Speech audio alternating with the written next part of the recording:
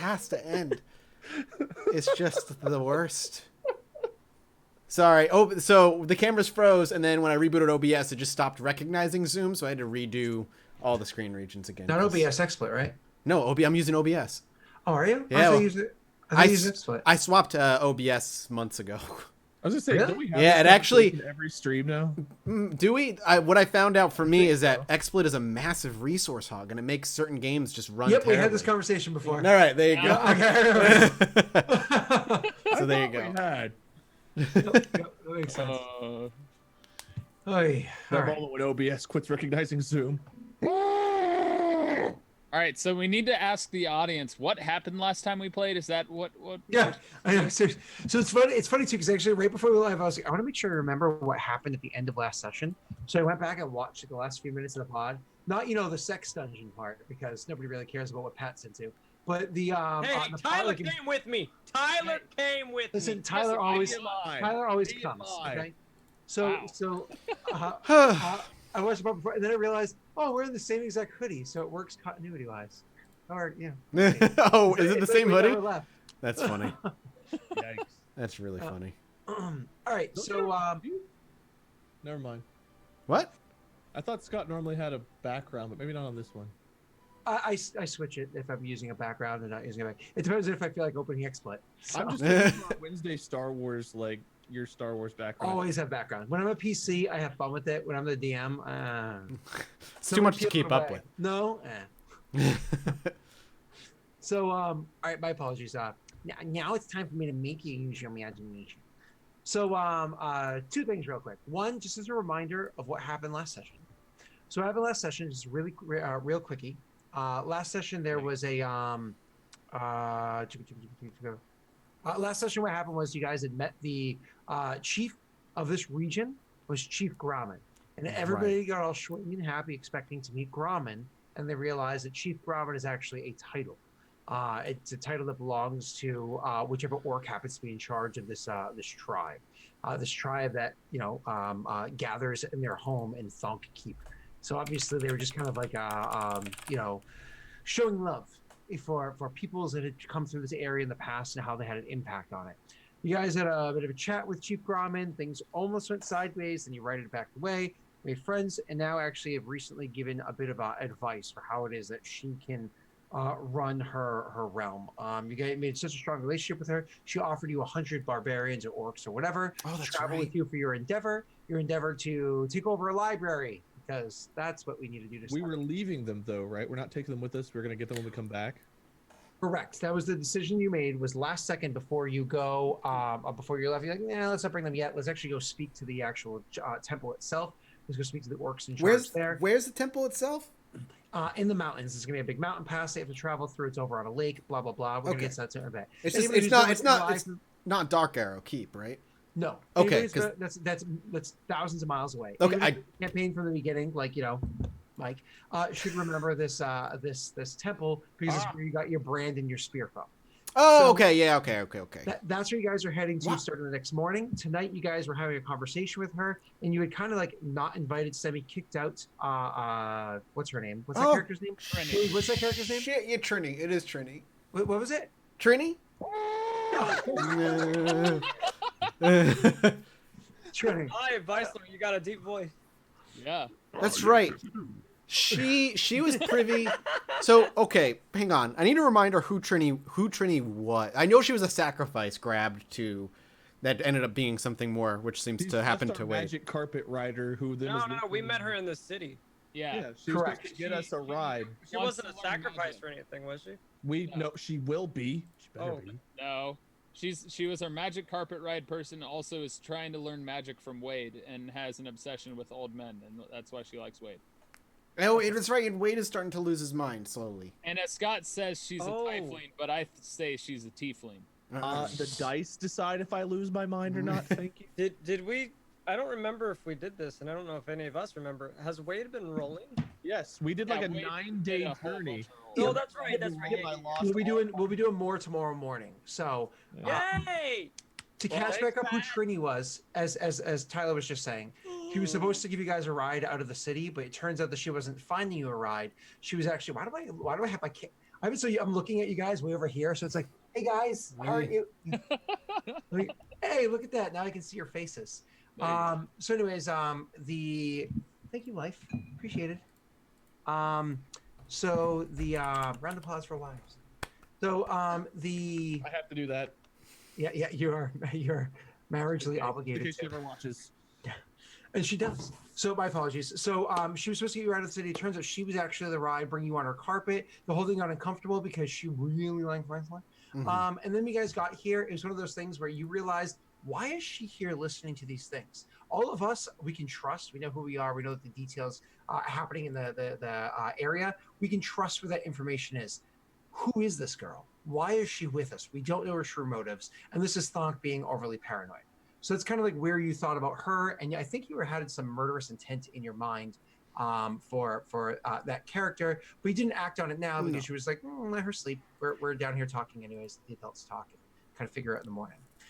So as we're going, picking up with this session, where it was that we left off, you guys going downstairs and having your fun down there and so on. It's going to pick up the next morning, right? And where did you guys heading out to? Or maybe having a conversation with her, whatever the case may be.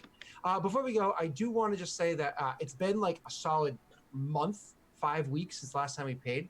So I just want to focus on the game and not anything that might be going on in real life or anything that might be happening or impacting anybody that's happening on stream, off stream, whatever it is. Let's just kind of focus on the game. Let's have a lot of fun on that and kind of like pick it up there. Let's see if we can have a really, really, Mike's already fucked up 25 minutes of the stream with his bad tech issues.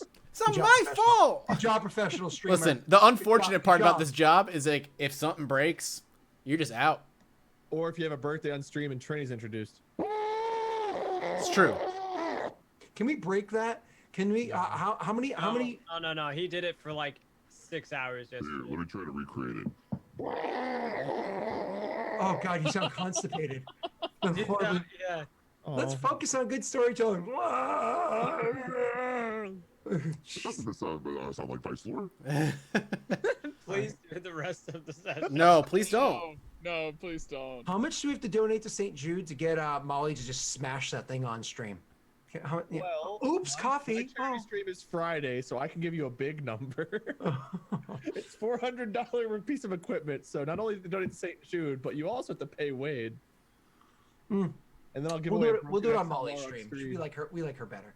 So I should get these, and I should record all the presets, and then you don't have to. They're all people for like $100 more, and get rich on Go XLRs. There you go. I was gonna say you have the presets like made on your computers. So even if someone were to destroy it, you technically have all the save files on your computer. So the real question, Scott, is how much do we have to pay to destroy his computer? Ooh. That sounds like. All right, let's play D&D. I'm rolling intelligence. Sounds like a 2-liter bottle of baking soda and a banana peel. That's what that sounds like. Before we start, All right, there we go. I rolled a 2. Is that good? Was that your saving throw? No. That is actually a check, not a save. So I guess he's allowed to roll again with the correct one. Wait, I have to roll for what? It's the next morning. Do you Next remember? morning. which I'm still one you're supposed sleeping. to roll, Scott. I'm still. My apologies. Do you remember which one he's on that he needs to roll? So it actually, he did intelligence, wisdom, intelligence, charisma, wisdom. Next one is intelligence. If you scroll up a smidge, you'll be able to see that there. So he was correct. He just rolled it incorrectly because Wade's dumb. Yeah. How do I know which one I actually need to roll now? Because I had to roll 3. It was int, wisdom, and charisma, right? Well, you roll 1 per day. Well, I know, but I don't know which one I'm on. Am I back on intelligence? Yes. Well, with the conversation that you and I just had, Tyler, he's so dumb he wasn't listening to it. Yeah. Go ahead, Wade. Roll an intelligence saving throw. That's what you're supposed to do.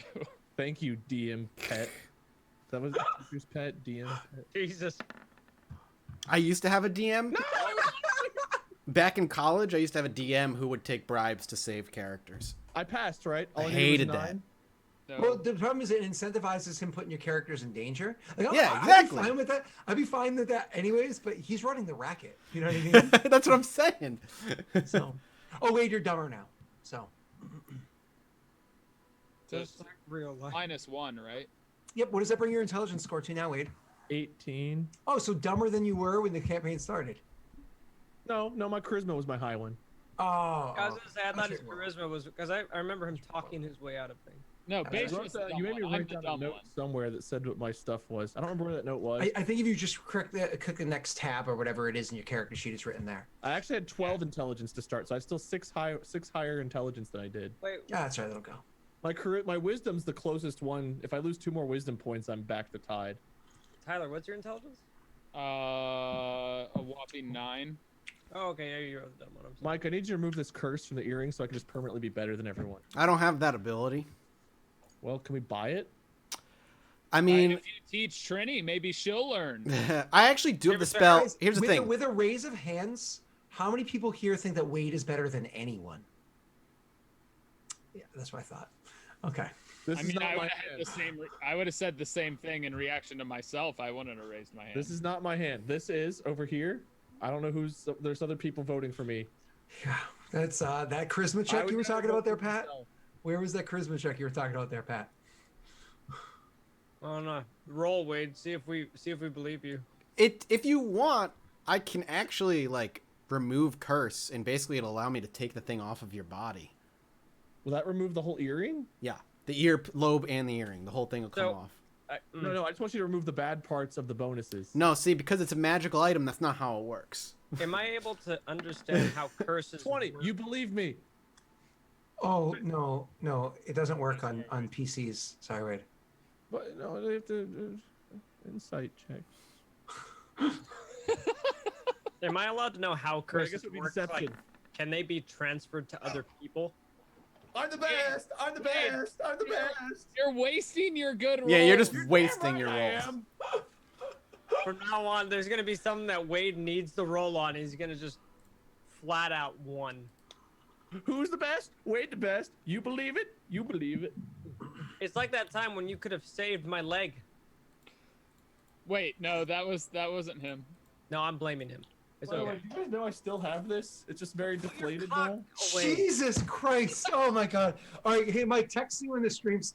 Yeah, I was gonna say the same to you. So, so Siax would like to know if there's any way he can know about curses and how they work.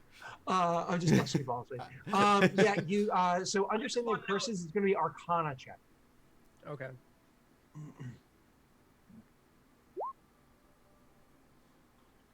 Arcana. Oh, +1. Terrible.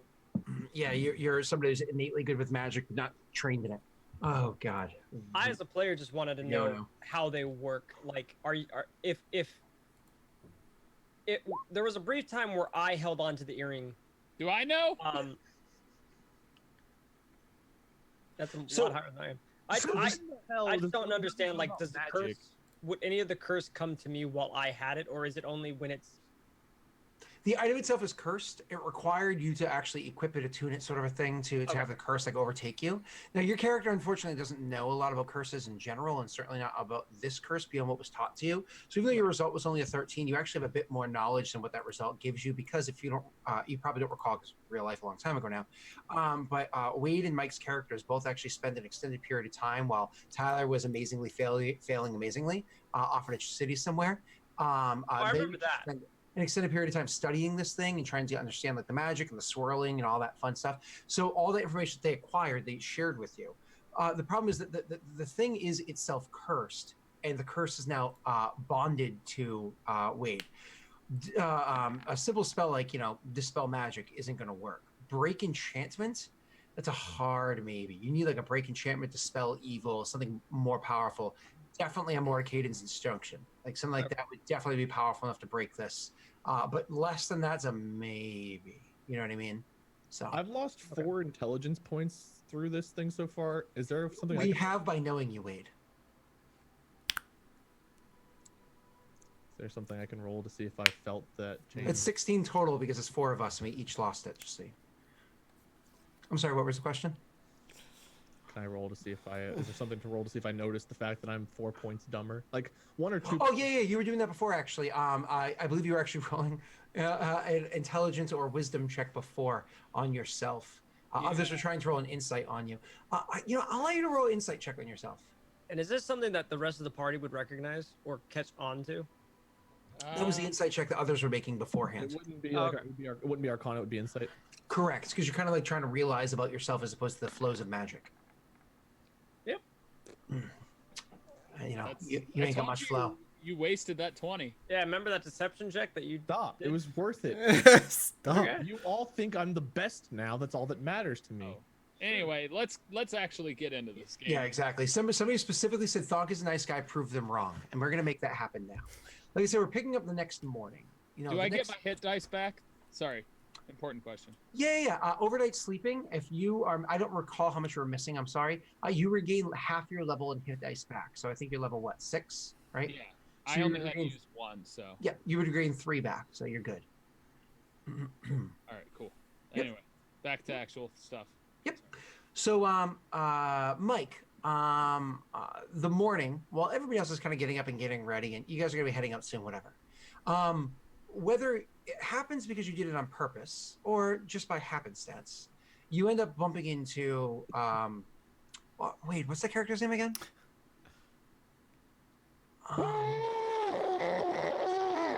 That's it. You bump into Constipation in the hallway, and and she it's kind of one of those things where she just gives you the typical passerby head nod sort of a thing. And you know, as you look at her, and you probably don't smile, but you know, kind of like those thoughts are going through your head, the ones that you were having last night. You Yeah. stayed sober, so you had a clear mind, but you're reminded of what you were thinking of before. I worry because I know I was worried about her. I just don't remember why I was worried about her. What is she?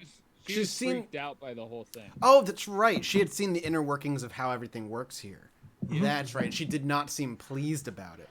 And you're Correct. very happy with how things are currently functioning. Yeah, here. things are going great right now. I don't need her ratting me out to anybody else. No, you don't. You should do something about it. You're lucky, Wade. You're lucky I'm like evil Thanks, man. to a degree.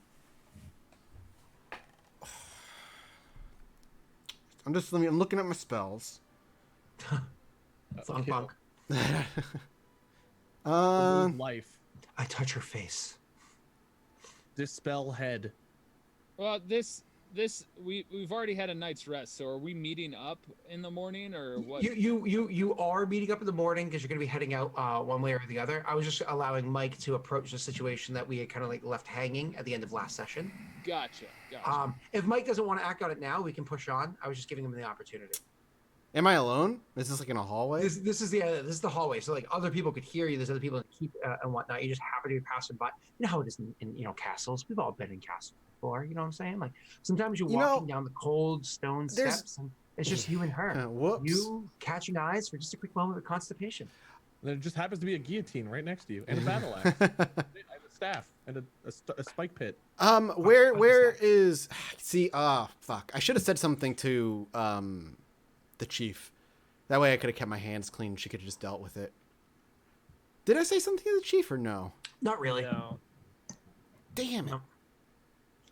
Damn it. All right. But so you don't have to act now because I think your character was just really contemplating it. I just Mhm. You should. No, you should. bug in his ear, Smart. goes for it. So Show that you're powerful. Orcs like death. Mike's conflicted. So you walk past her. There's one of those moments where she smiles and gives you a nod in the morning, and it's brought to the forefront of your mind. You think of it maybe an opportunity, but decide perhaps now's not the time to act. No, what I'll do Just is punch her into the wall. I'm not going to punch her. I'm not going to hurt her. I'm going to let her go. If he punched her into the wall, he'd break his fist and she'd still stand there. I am going to go see the chief and let her know not to let her leave this place. Okay. That's So you're the not plan. going to invite her with you to your temple? Absolutely not. If she doesn't, How far is the temple from here? Do we know that? You would know, Mike, right? I would, but I don't remember. We have to go through a mountain pass, like you It's a matter said. of if I don't know if we can take her carpet without her. If it's like attuned to her. Am I able to ask? Did we make Thonk- a map command? You probably are, but I think he has to talk to the chief first because we're not there right now. Yeah, this Oh, is. we're not there? this is just him. This is me and- just passing her in the hallway early morning after my prayers. It's a sacrifice to talk to your god again for answers. It could be. However, my concern is that she's more than just a commoner, and she'll put up a fight or run away before we can do anything about it. Good point. She's a tiefling, and you all are tricksy little assholes. Yes, And I she am. has- I would say that I am very, very good at combat. I have two spells. And she has magic to her. She just needs to be trained. That's the Yeah. other thing that Scott had told us. Well, we should kill her for what tree? I'm gonna let the chief know and just not let her leave this place. There's not even any RP that has to happen. Yeah, there. exactly. You don't have to waste any more time on this. You just kind of let her know, and she just gives you like one of those like. I will elaborate. Where she's kind of like, yeah, but she gives you one of those looks where she's like questioning whether or not she thinks she needs to ask more. But Okay. unless you like jump into explanation, she just nods and says it's a very small favor. So Sure. she's Okay. Yeah, then I won't elaborate any longer. Yeah. That's fine. So and we go there. So my apologies. I know that Bayshore was kind of like jumping, ready to go. So was there something particular you wanted to do, Tyler, or are you just ready to hit the road? I mean, I'm waiting to hit the road, but obviously I'm not. I'm gonna be paying attention to whether people are left behind at the keep because I hated what I saw. Because of the fact of where his past and where he's come from. So, he would just be very attuned to the fact that if somebody wasn't coming and would actually ask about it, it wouldn't be a quiet thing. Yeah, there's nothing really stands out for that evening or anything like that, other than you're going out, you're having drinks and Fighting. I was in the fight pit. yeah, the fight pit. Yeah, so nothing really stands out for you or anything that you would kind of like set off alarms or anything like that. You actually have a really good night. In case you didn't recall, you and Pat's character Syax had a really good night. Oh yeah, we had great food, and then we went down there and fought, and yeah. Imagine it's one of those evenings where the morning comes to pass and you like wake up and you realize you're both in the same bed, but it's like it's like, well, you're far enough away from me that I think it's good, but what happened last night? So nothing that you really have to inquire about. What's that, Wade? Nothing. You should move on quickly. So you guys eventually leave the keep. So you get your stuff together and you start leaving the keep. Now, if you were walking, this would be about a 2 days walk from where this is to where the temple is. But you are welcome to take steeds if you would like. And that will cut the travel down a bit for you because they can travel faster over normal lands and slower in the mountains. So you're welcome to take horses. Is there a Well, consequence at this to point, using I the horses? noticed Trini wasn't with us, or My apologies. at this point I would notice if Trini wasn't leaving with us. Yeah, she's not coming out with you unless yeah. So you guys would go to like it's one of those things where I imagine you guys getting together and Mike's character Thunk would be telling you we've been given permission to take horses if everybody would like to ride as opposed to walk. If you were on the carpet, you'd be there in a couple hours. To be fair. No, I do not ask her to confiscate the carpet. Like, I don't ask her to give me her possessions. I want her to keep all of Trini's possessions. I want the keep to keep all of Trini's possessions. Right. The key here is Bayshore is going to notice an absence from our party, Mhm. even though it was short time, and that's where the issue might be. Do I need to roll a perception check for that? I mean, she just won't show up. I don't think you'll notice. Yeah, exactly. You don't need to roll a perception. She just doesn't know. Thonk would simply say, she wanted to bring us here. She got us here. We have no further need for her anymore. And the keep has use for her. What do you mean the keep has use for her? Like the other people that are in cages and being tortured against their will? He kind of shakes his head. He's like, she's eager to learn, as was made clear to her, to myself and Learning is Vice. an important thing. But I can bluff, That's not a obviously. noble thing. So I can make a bluff check if I. Yeah, I would. I think you might have to bluff that on me. Diax not wanting any part of it just walks towards the steeds if that's the way we're planning on traveling. I love how deceptive and cunning and conniving and whatnot Thunk is. And he has a +1 to he's level. Because he 7. mostly tells the truth. He usually doesn't lie. So do I have to roll insight and see if I beat it? Si, senor. But god damn it. He's still got a +4, you know. Yeah, but I Sweet. didn't beat it. Oh. I mean, he just keeps his mouth like that's a simple answer. He's like, she wanted to bring us here. That's what we got her here for. She found uses here, and I just Rachel will nod and just acknowledge the fact that at this point, aside from everything, he doesn't necessarily trust you, but he'll acknowledge and trust you in this instance. sure. Diax is not happy with the situation, but eager to get his leg back, as that's his concern right now. Mm-hmm. They're alive, better than most of Ice Lord's people, so Because that is what we're going to do, correct? Yeah, that's the plan: is to get your like Alright. find somebody who can cast some sort of spell. Like I said, there are meta out of my knowledge. I can't remember the name, but there are spells that can regrow limbs. I mean, there's magic that can bring people back from the dead. So We should Viagra kill- serum. Regeneration. that's what I thought Right. it was. Okay, Yeah. So let's. We're is that a taking druid horses. spell though? It doesn't matter. Okay. I mean, no, it's a healing spell, but Okay, cool. reincarnate is the druid one, Yep, that's what I'm thinking. which I don't even think exists in 5e. Oh, really? Okay. Yeah, I don't think so. You mean I can't become a squirrel? Yeah, well, in the old days there were charts. Nowadays everything's too simple for charts. So anyways, so you guys are heading out, and are we taking the steeds or nay? Yeah, I'm happy to take a seat. I'll make it faster. Take a steed. All right. I mean, I got the joke. It's pretty bad. It was pretty rough. So you guys hop on your horses. Can CX ride one by himself? He probably have to have assistance from somebody. Well, I thought it was like above my knee gone, right? Yeah, I mean, if you use the potion of enlarged extremity on your stump, maybe you could walk on that. Well, didn't Baishra Riding make the me horse, like? though, for 2 days? I thought He Baishra has- made me like a wooden He peg. has a wooden weird split. Oh yeah, Baisha can like make a wooden peg thing. Well, he did make me one. Sweet. It's Then just just like a a duck splint foot, put it in the that saddle kinda Yeah. hobble on. or the strap. So, I think I can hold. Do you want me to do a strength test to see if I can hold on to the horse as we gallop to the mountain? No, you're fine because Okay. it's really just a matter of balance. You know what I mean? And honestly, they can just strap you on like across your legs onto the actual saddle itself. You know, there's also things you can do. Actually, military saddles specifically have straps so you don't fall off particularly easily. That's Cool. normal. It's belting. I was gonna say, if anything, I would just ride with one of these guys. So. Because if you think about it, you don't want like every knight that's in the middle of a joust to go flying off. You know what I mean? Right. Or every hit of a flail against their shield. So you guys are on your steeds. Yay! Now we're finally riding off into the sunrise. Because that's actually the way you're traveling is east in the morning.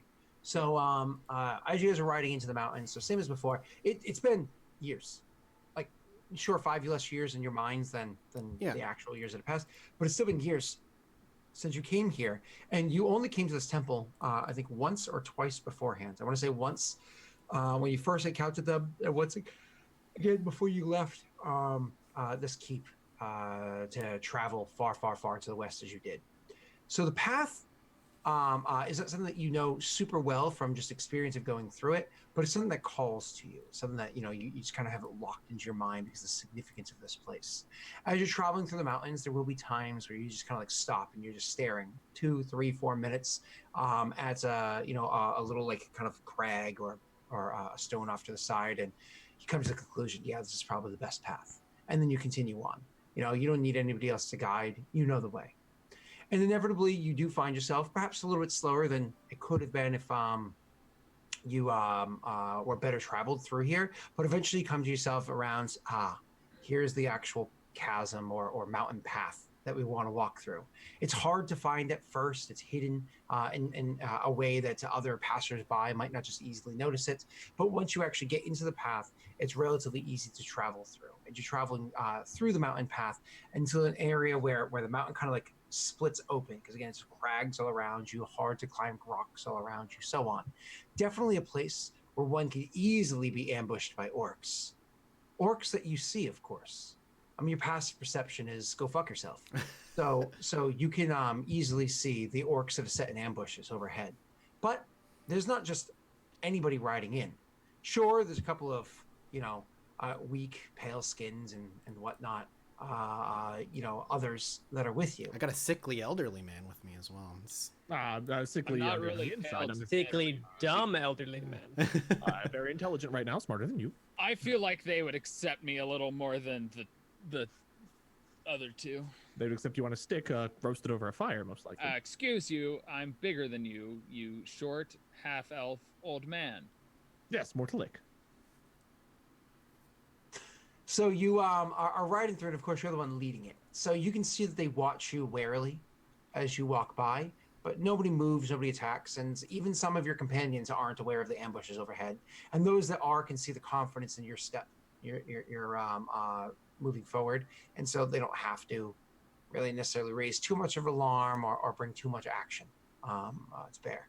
So you guys continue traveling through until eventually this mountain pass opens up to what's like a little valley or gully, like it's inside the area where there's a lake just set up here. It's a naturally occurring lake that happens to exist, and there's a small bridge that passes from where the path was or this land area over here to the small, I shouldn't say small, because it's a really large temple of Grumsh that we'll describe in a second, to the island that exists that the temple was built on. There's a path that was put there. Maybe the rocks were there naturally, but very likely large boulders are moved and placed and then cut to be flat, so people could cross it. Now, this isn't a place where you can bring your horse across. A very deft horse, well trained with a fantastic rider, could probably get the horse across here. You guys would probably break a horse's leg and send it drowning in the actual lake. So you're going to leave your horses tethered on this side and traverse the pass. Well, it's not difficult. So there's no checks or anything that's needed to be there. One thing that you do feel is exposed all around you. You feel exposed. If your character didn't beforehand know about the many orcs that were on the mountaintops around, you're aware of them now. Not just because of the fact that the orcs are there and you can see the movements, but also that they have siege weapons stationed up there as well. Looking about, you can see stationed here and there, you count 6, maybe more ballista that easily can clip anybody that's entering through the pass into this open, kind of valley area, or anywhere throughout the valley, unless you have direct cover from the building that you're approaching. Even on the building itself, the parapets of this incredible temple, there are orcs that are up there. No siege engines set up there, and you imagine these orcs aren't, they don't have crossbows with them, but definitely javelins that are specifically designed for throwing great distances. You imagine the quality of the shoulders, the lats of the orcs that are up there that are prepared to hurl down your doom. You know what I mean? The building itself is massive in size, and it has this very dark and foreboding look. When your characters finally arrive here, like I said, you were on the horses, so you did get here a bit faster. So instead of 2 full days of travel, it took you a whole day up into the mountains. You spent 1 night camping, watchful eyes and whatnot, but not foolish. And camp tonight. Yeah. You ain't gonna make me roll. Oh, thanks for reminding me, Lee. After intelligence is you remembered. 18. I think I just need to beat a 15, right? It's a scaling number. I'm making my insight check again too. Ha! Oh, nice roll. You don't know. Good roll. Good roll. Good job. I'm never going to beat that. I'm just kidding, Wade. You do. You in the morning, before I continue on with the description of the keep, Wade, in the morning, we'll take back a step. You come to the realization as you're getting up, kind of go about your business. You've been having these migraines lately.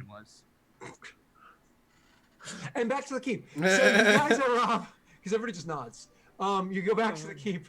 The description of it. It's massive. It's when you guys are approaching, it's actually late in the morning.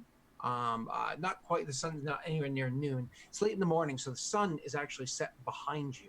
Behind the keep. So for most places, with the sun set behind it, coming at you, it would give this imposing look that's majestic and beautiful. This is how actual cathedrals are crafted in real life to the Catholic Church. Is the sun is set is to the east of the, so you approach a church from the west, so the stained glass is set to the back of the church, so the sun comes through it and gives this majestic look inside the actual cathedrals. That's how they were always built until modern technology. Usually gives us a heartwarming. Here it's imposing. It gives this wicked, gnarled look. The sharp edges, the structure of the place, everything about it sends alarms in your minds that say, this is a place that is going to devour me. This is a place where my story and the stories of those that I love and hold dear come to a permanent end. Except for one of you. This place is great. Feel like home. Dad's bosom. And so as you approach the keep, there are in fact orcs that stand in front guarding it. But not orcs like they were before. Before there were mountain orcs, gray and big. What is it? Gray in color, large in size, and so on. So it wasn't just these massive orcs that are naturally here guarding this thing. In fact, there's a different type of orc that happens to be guarding these fronts here. Most of you probably can't even identify what they are, but they stand almost 8 feet in height. They are are also this dark kind of grayish tone. Their flesh. They have this confidence just in their look. This confidence to the way that they stand. You can tell that they clearly have an incredible mastery over their domain, everything around them.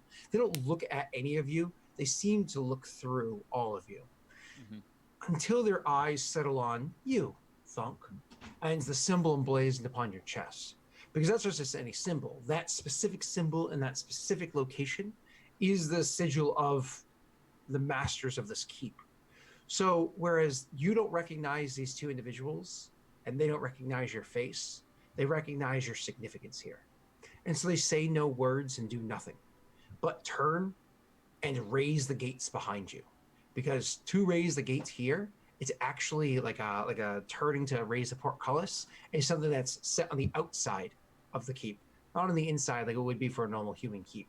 But just watching the sinews of their muscles, come to work and lift this gate as it is, you realize that the four of you combined probably don't have the strength to lift this thing amongst your feeble little selves. So, Are you kidding me? Viceroy's jacked. Yeah, so strong. Under that robe I of hope his. that our army consists of gentlemen like these two. They'd be quite significant to our assets, to our position. Before you choose to respond with however you want to, Mike, you're able to identify them no problem. These aren't orcs, mountain or otherwise. These are orogs. Oh. Huh. What do I need to roll to see if I know what they are? I'll allow nature check or, nature check. Would history help them at all? Would religion? No, No. definitely not religion. I would allow a nature check. Deception? Always try. I'll let Beishra know. Beishra, you actually have heard of the Orogs. You've never encountered them before. Orogs aren't creatures at the surface. They're creatures that live deep, deep into the Underdark. They are incredibly large and strong creatures, much like you'd imagine an ogre would be in strength, though not quite as large in stature. You dropped You dropped a word that chat is probably going to want some description too, as well as some people who might be playing. People might not know what the Underdark is. Oh, sorry, Underdark. Exactly. The massive caverns that exist underneath the surface world, where denizens of evil and whatnot happen to live down there. You may have heard of Drow or Dark Elves before. They exist in the Underdark. Right. May have heard of Darrow or Dwarger, the evil dwarves. They exist in the Underdark, and so on. Many other things down there too. Inside your pants, if you're not wearing underwear, can also be called the Underdark. Oh gosh, wait. Wade, your character loses another point of intelligence. So, Orogs are also adept in arcane magics. They're just naturally born that way.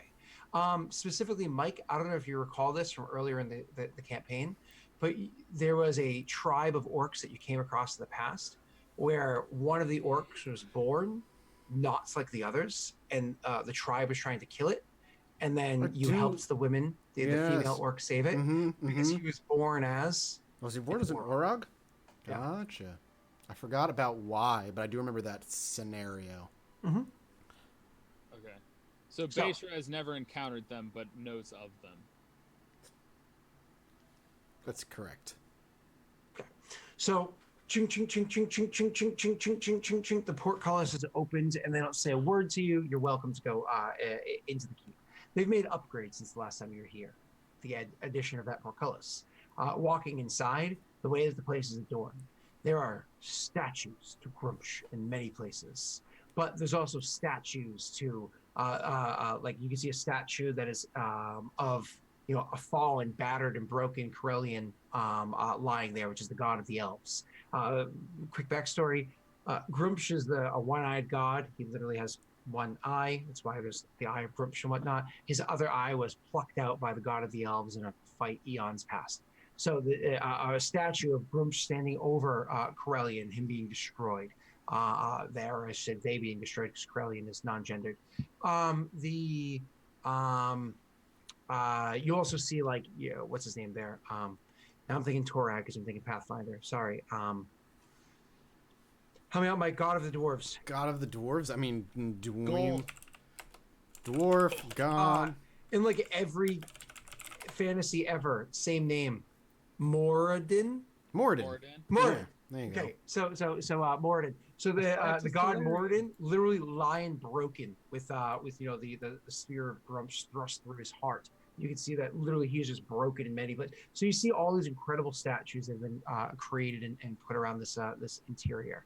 When you finally make your way into the keep, one of the things that stands out for you is, well, the screams that you heard in the courtyard back before were a offshoot of what it was that you saw taking place here.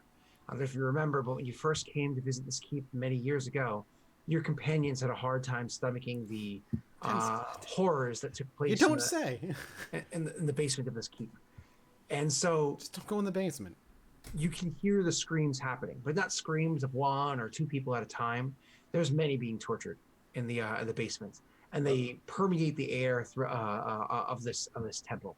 It's sweet music and allowing everybody to understand the power of Grumptions, the pain that he will cause to all of those that have wronged the orcs for all the time, the injustices that are put on the orcs for all this time, and how it's their rising, their time to rise and take what is theirs in the world. Beishra, of course, is immediately impacted by it because Beishra hates the idea of slavery and torture and so on. Would Still Beishra something- know what the screams were for, and that it was people in cages being tortured, or would he just hear it as screams? Beishra hears the screams, but he is wise enough to put two and two together with who it is that ran that keep over there, who it is that has this temple here, and it's a lot louder. Are there any signs of like the gods being like struck by grooms that just say "Beware the one-eyed monster"? Just out of curiosity. I'm gonna roll a deception check because I'm gonna try, or is it a Constitution? I'm trying to think of what I need to do to hide my reaction. Yeah, I It's was trying to deception. think of what I also wanted to do that. Deception to poker face. If you want to poker face, poker face. Look, you're fine, both of you. I don't know that Vicelor really cares. He's not. So I feel like your characters are walking around with big smiles, like, yeah, it's all great, guys, Yeah. loving this. Oh, there's a melody to it. Syax is very uncomfortable. But you're able to maintain a stoic face, seeming unimpacted by it. Vicelor doesn't give a flying poopy, and Thonk thinks it's unnecessary, but methods that bring success. Pretty much. And so you guys are able to start traveling through. Nobody here acknowledges you guys beyond if somebody sees your sigil on your chest. Mike, they give you a nod. Nobody even looks curiously at the three that are traveling with you, because you happen to have that if they happen to like look at them, they look at and they just ignore it. And you're able to kind of make your way through. Now you've been here before. Do you choose to go to the basements to see if the overseer is down there, maybe the roof where it was that you had your ritual many years ago, or elsewhere? I mean, would I know where I'd likely even find him? No. I'll go to the roof first. I'd rather not go to the basement if I don't need to. When you head to the roof, you can see that the roof has many different orcs on it. They're all up there, and they seem to be in a bit of a prayer to Grumsh. I'll A prayer join. to- Hell yeah, let's go. A prayer to Grumsh in this scenario is not a prayer as in on their knees, Yeah. flagellating themselves or anything like that. This is literally you can see up there. You can tell by again the symbol and etc. that these are priests of Grumsh, and they're engaged in combat with servants Okay. that would have been captured. This Beishra can probably stomach easier because these people are armed and facing those that are opposing them, and every person that you see there seems to one degree or another know their way around the weapon that's in their hands. These aren't helpless people. They're just, you can tell within seconds they're clearly outmatched by who it is that they're facing. And so when you go up to the roof there, you see 5 different priests engaged in their own little combat that's happening. No cages, no circles drawn in the sands, no anything like that. It's just simply Honorable they're on a combat. roof. Their only option is to either fight and hope to win or jump, I guess. And so they're engaged in combat. You I guys, apologize to very much ask. enjoyed this. Grumish is the god of what? Chaos and war. And I was evil. gonna say war. This would probably be a very good mini combat, but okay. Sorry. Yep. It's war, chaos, battle, orcs, that kind of thing. Okay. So do you guys just stand and watch as things take place? I will. If I can get when one of the priests are victorious and their prayer is ended, I'll see if I can pull his ear, and just see So if I get info. the first priest that's victorious, it happens relatively quickly. Mm-hmm. The person comes at them, and without going into detail, they make short work of their opponent. But one of the things that you also notice, for those of you that are trained in martial combat, not Sax, you can see that the way that they had injured and defeated their opponent was intentionally non-lethal. Crippling, definitely going to be lethal, but not immediately so. And the reason why they did that is because they inevitably go over to their opponents, and they will end up doing a ritual over them and causing a sacrifice that will allow them to enact some sort of a spell for them to cast. And they fall into a prayer, a divination, looking for guidance from their lord. And so they do that. Yay. After that first priest and their others are going about their bit, finally finishes the divination, and they go back because they had, disrobed from the waist up. No armor beyond maybe an armored skirt or whatever that they might be wearing. They, get their stuff back together, and they turn to go leave. They don't regard you any more than just a slight nod as they walk past, but you're welcome to grab their attention. If he gives me if he locks eyes with me, I'll nod in return in respect, but kind of make a motion, just like may I speak with you for a moment. He'll come over, and in Orcish, he takes, as he walks over, he takes in the three companions that are with you. Again, doesn't, other than taking them in, doesn't Vice's say on his anything. hands and knees, looking at the floor for dust and licking things. He comes over and says to you in Orcish, "Greetings, brother." I'm looking for the overseer. He is in his chambers. He is in his prayer. Would I know how? You remember this chamber before? Because you guys had that conversation forever ago. Okay. Gotcha.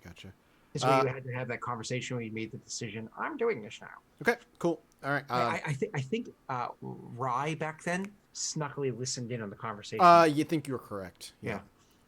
Yes. Okay. That's all I need out of him. So I'll just give him a respectful nod again, and break eye contact, and just look to the other three. And as you go to leave, he'd say, "Communication is strong this morning. Should you sacrifice one of your servants, they seem capable. It'd be a fair sacrifice. You would likely gain much in his favor." I will simply nod in appreciation for the tip, and continue. Farewell, brother. I am not going to sacrifice any of these people. Vicelor's so caught up in looking at, you could look down and just see him sadly looking at the floor, touching it, giving it a lick, and you're like, I could. Maybe Vicelor, maybe. All right, we'll head to the chamber. Okay, when you head down to the chamber where the prayer and whatnot happens, you know that you don't disrupt this. Yep.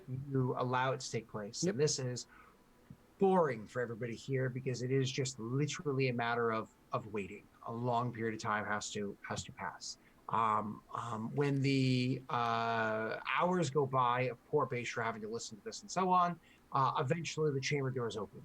And, every one of you, I imagine Thonk does not sit much of it. He stands a lot of it, Yep. and paces and whatnot. I imagine Vicelor is very much just examining everything. Maybe he must think goes back.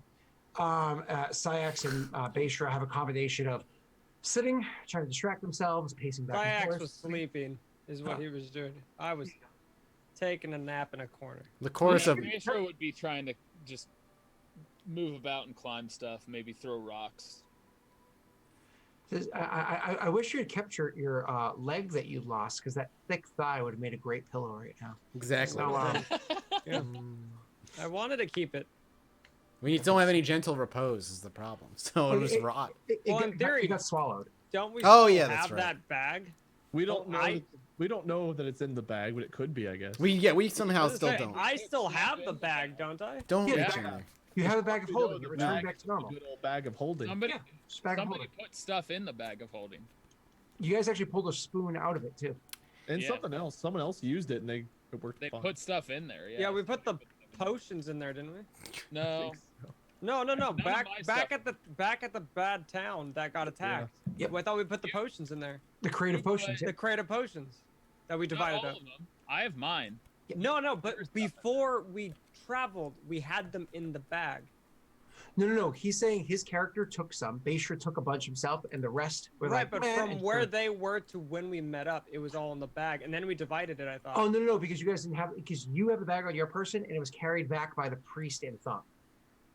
So Okay. don't worry. Bayshore has his on him. The rest went There's in the bag. something in the Right, bag right, right, right. now. We Tyler- can reach Tyler's in correct. any time. I'm sorry, Wade. There's something in the bag, but we can reach in at any time and find out what's in there. Who grabbed the spoon, by the way? It was Syax, right? I think I it was still- Wade. Was it me? It Oh. was Wade. Oh, I did reach in there for something at one point. Yeah. Yeah, and you got the spoon. Someone else reached in there after me though, and also everything was fine. Yeah, that was me. Yeah.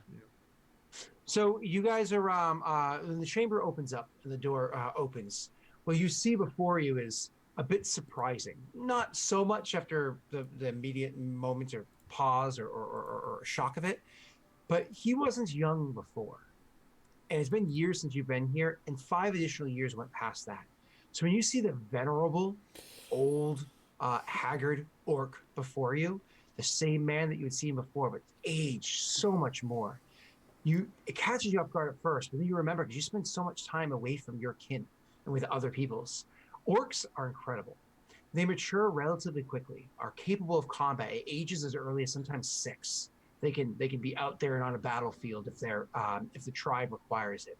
But sure, they're still small and don't have all their muscles in place, but they can be on the battlefield, and they live very full and robust.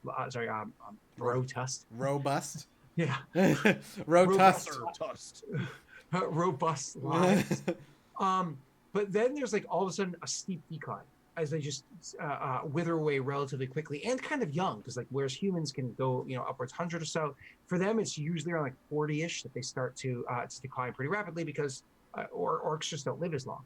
So he looks very venerable, very weak. It's almost one of those things where you look at him not with venerance but almost a bit of pity, which just puts a pit in your stomach. And when you see him, you recognize who he is immediately, just withered. And he looks at you, and there's actual genuine shock on his face. If he was younger, maybe he could have hidden it better, but his jowls swing just a bit too much, and his mouth a bit too agape, and a bit of drool. No, I'm just kidding. It's not Wade. So you guys recognize each other. Do you speak first? Or? No, he's stationed above me, is he not? So Yeah. I would not. I'd wait for him to say something. I see your quality in companions has not improved. This is, of course, an orcish. A small grin. It seems Grumsh has an insistence on punishing me. Do you use your tools well? They are incredibly useful, and that's actually why I'm here. One of them has lost a limb, and I seek someone who can help replace that. He's useless without it. Limbs, companions. These are non-details. There is much that we must discuss. Perhaps we should retire to my chamber. And he gestures for you to follow him into the room that he had just left. My companions are I still allowed. start to follow in Orcish. He'll go, yes, like the dust, for example. Because he speaks Orcish too. That's fair. He's not surprised in the least bit that a non-orc speaks Orcish.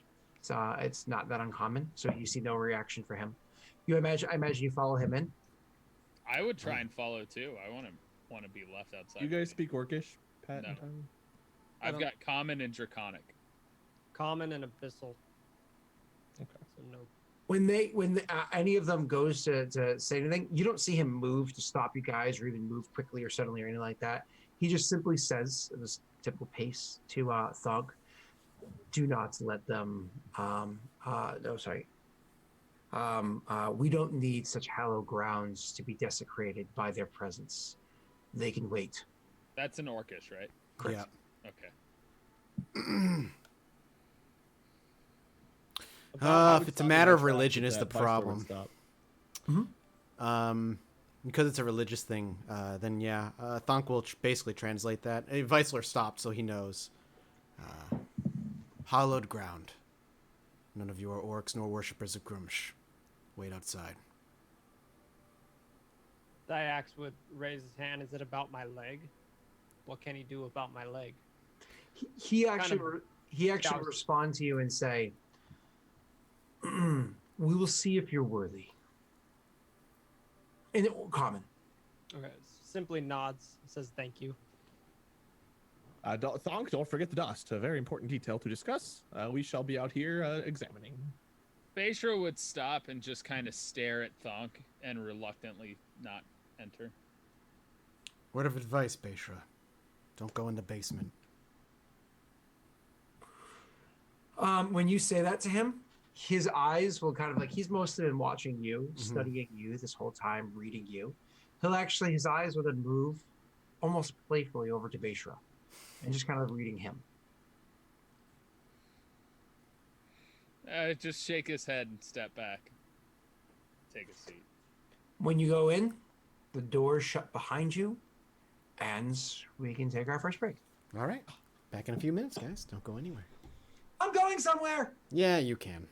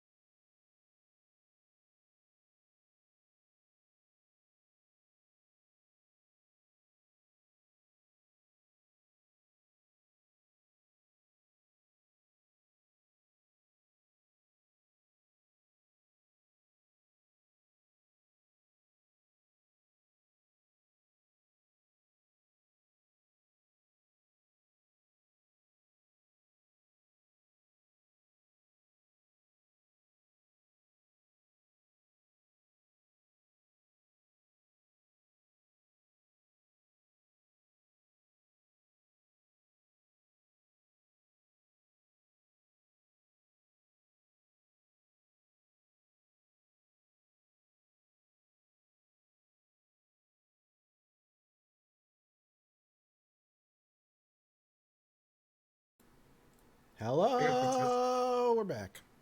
Oh, Wade's chugging water. Oh!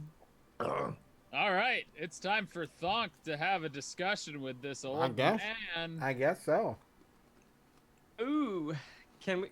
How far is this discussion taking place from us? Like, On the are other, we I allowed think it's on to the other side of listen? the door. Is it? Ooh. Well, we wouldn't be able to understand anyway. I don't understand Orcish. I don't either. Vicelor can whisper translate. Am I able to like persuade Vicelord to like translate for us? Oh yeah, I should have. Oh, you guys can't hear through the doors anyway. Same as Sam tried, you know, I could have real life over 2 years ago. Can we ask him to? Because we don't know that.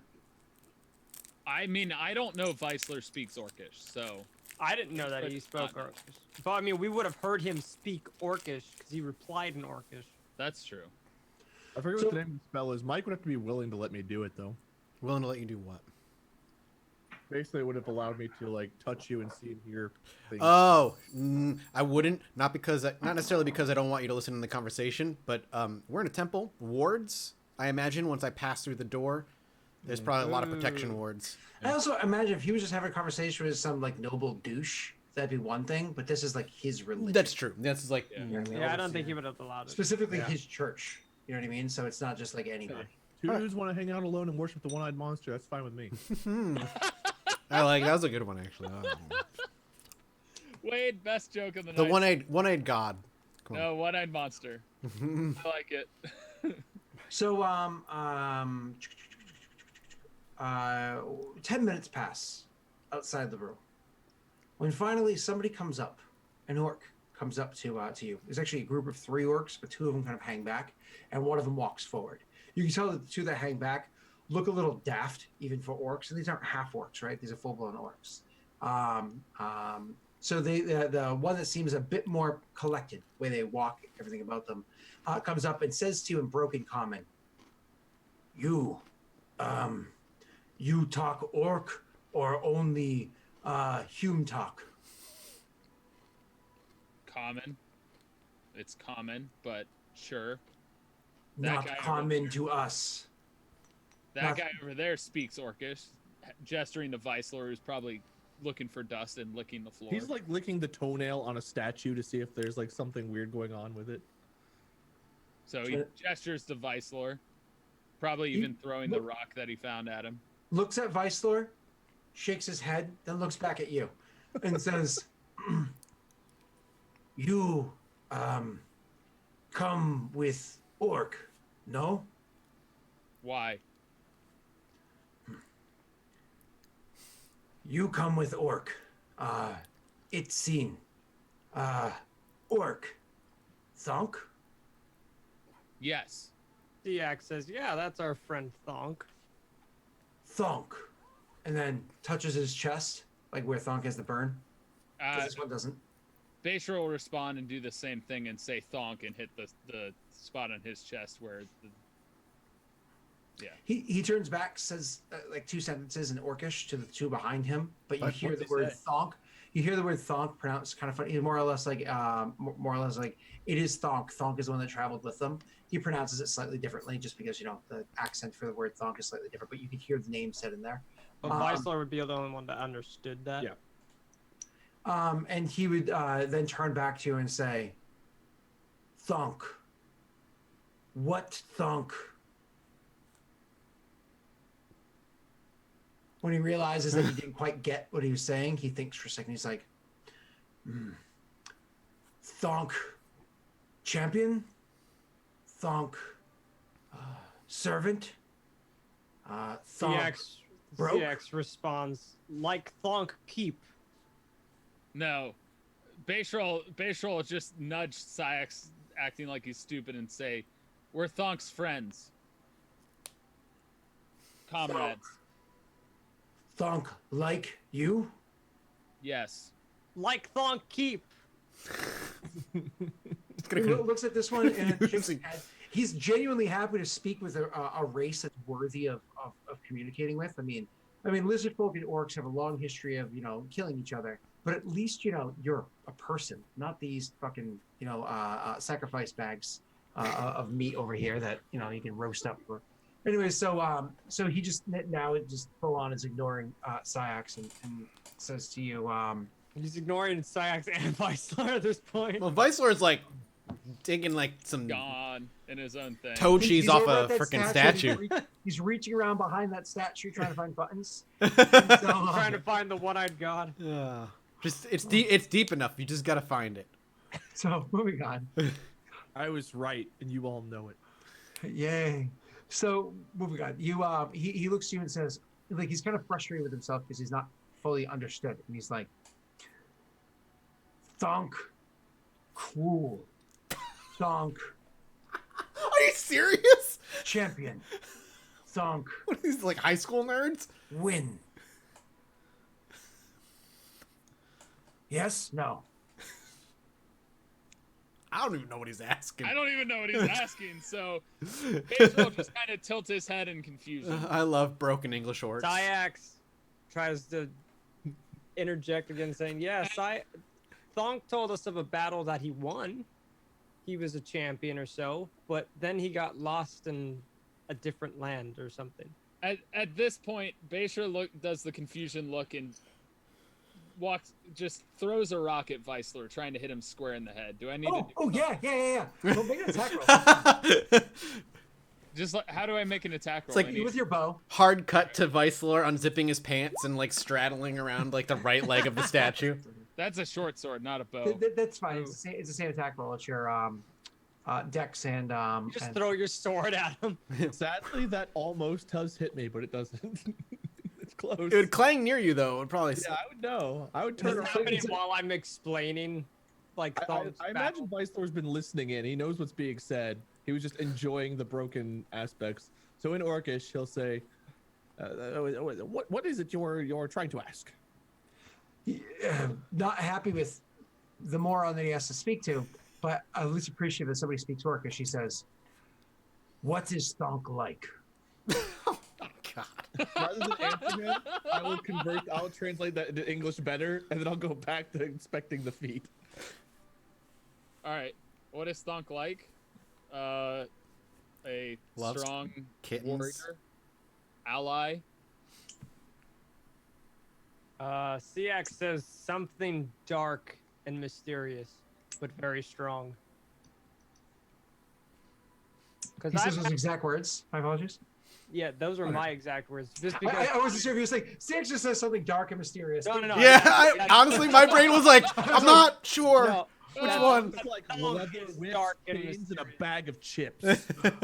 No, that Thonk is like that because Syax has had a kind of, because I know of his like evil nature, right? But I don't know what it is. I mean, it Like, comes I with the don't- fact that I worship Grimish. Really, is like, yeah. Right, but I don't. Syax doesn't know all of that. I know of Sure. Grummish, but I don't know exactly your religion. Being here, obviously, I now know it. But I always had this dark Syax had a dark feeling of evil in you because I could Sure. sense that off of you with my Arcana. Because I rolled that when we first met, but I didn't know everything about you, so I was very uneasy around you. I was intimidated. That makes sense. So, you guys do your descriptions of Thonk, and he seems satisfied. Like he seems like emboldened by it, and he points to the door and says, "Talk." Yes. Nods a few times, and then doesn't like thank you or anything. Just turns and walks off. Before he leaves, Basil's gonna say, "Are you bored?" Turns back and is thinking for a second about like what it was that you said, and he's like, yeah, huh. Friendly fight. And like his face like just gets serious. Like, oh, you want to spar? Yeah. He looks to his companions, and like you can hear Wade. They says to them, "Should I break this fool, and peel his scales from his cold dead body?" Another one's like, "Yes, so we can feast upon his flesh." And the other one is like, "Actually, we have things we need to take care of. The last thing we want to do is piss off, In the middle of all that, XYZ." Syax starts nudging Vicelor. I've got 10 copper pieces on the orc. We may need the copper pieces to buy the meat back of Beishra once they're done cooking and eating him. What? Huh? What? I'm very busy. He just goes right back to what he's doing. Syax is now freaked out. What's going on? He turns back to you and says, "Later, maybe." All right. I'll Beishra will walk over to just Beishra. back down and start throwing a rock against the wall again. I'll walk over to Beishra and I'll say, "Now, you said a friendly fight. He interpreted that as how do I put this? Impale your heart, peel off the scales, and I believe eat the flesh off of your bones raw." Great. That's an orc. And Yes, so it works, in fact. And then he'll walk back. another 45 minutes or so pass, because there was only 10 minutes or so. The 45 minutes or so pass when all of a sudden another group of orcs come up. However, this time it's like two walk up, both of them fully coming up to you. But like even in the middle of the conversation that we're having right now, you can see like another one, like another three behind that are coming over as well. So the first two that come up to speak to you again, they immediately head over to Beishra because they just assume the other ones are not worthy of speaking to. These are not the ones from earlier. These are just okay.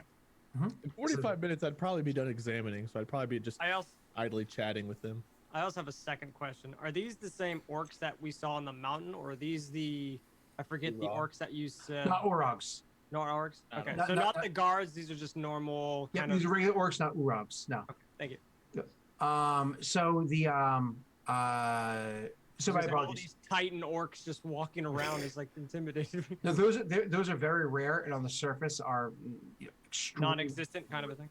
Yeah. So anyways, they come walking up to you, a male and a female one this time, and the female one will actually do the speaking. Much stronger command of the common tongue. She'll actually say to you, rumor whispers throughout keep. Throughout temple. Thonk returned. Yes. Thonk is returning, speaking with the old guy.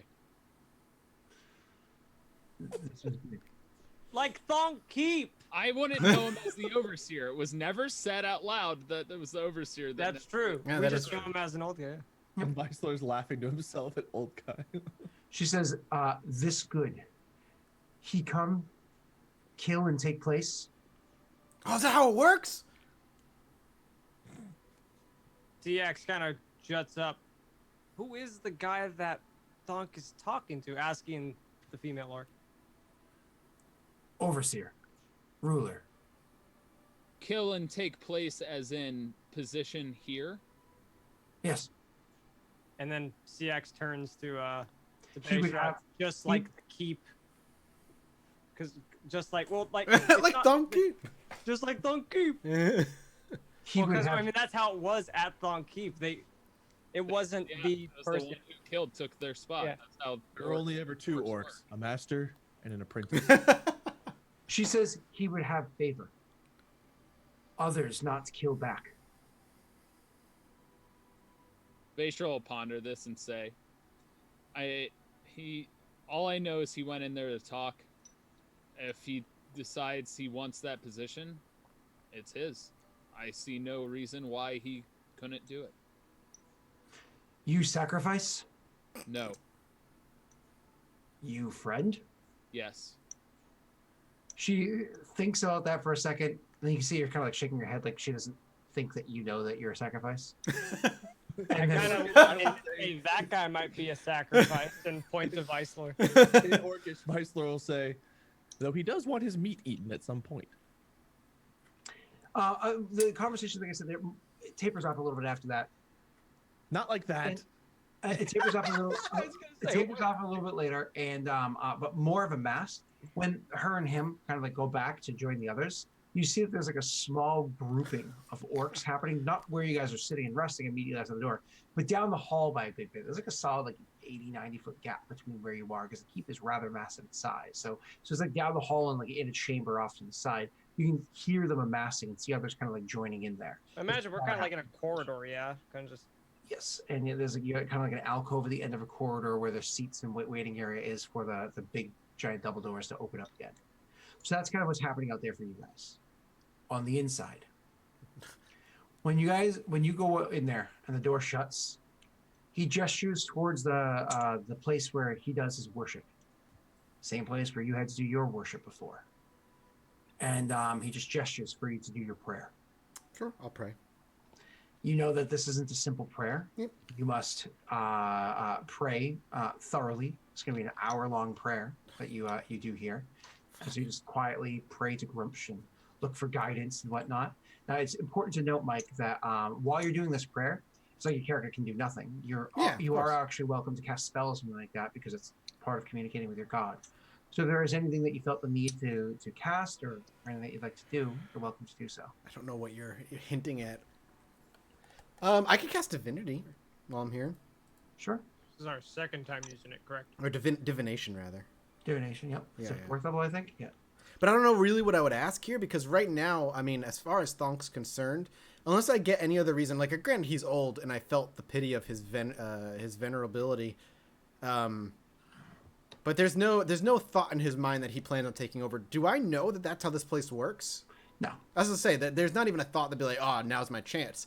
So I don't think I'm gonna. Also, why would you ever even be somebody in line for that? You literally were giving a symbol and sent off. Yeah, that granted, with a powerful spear.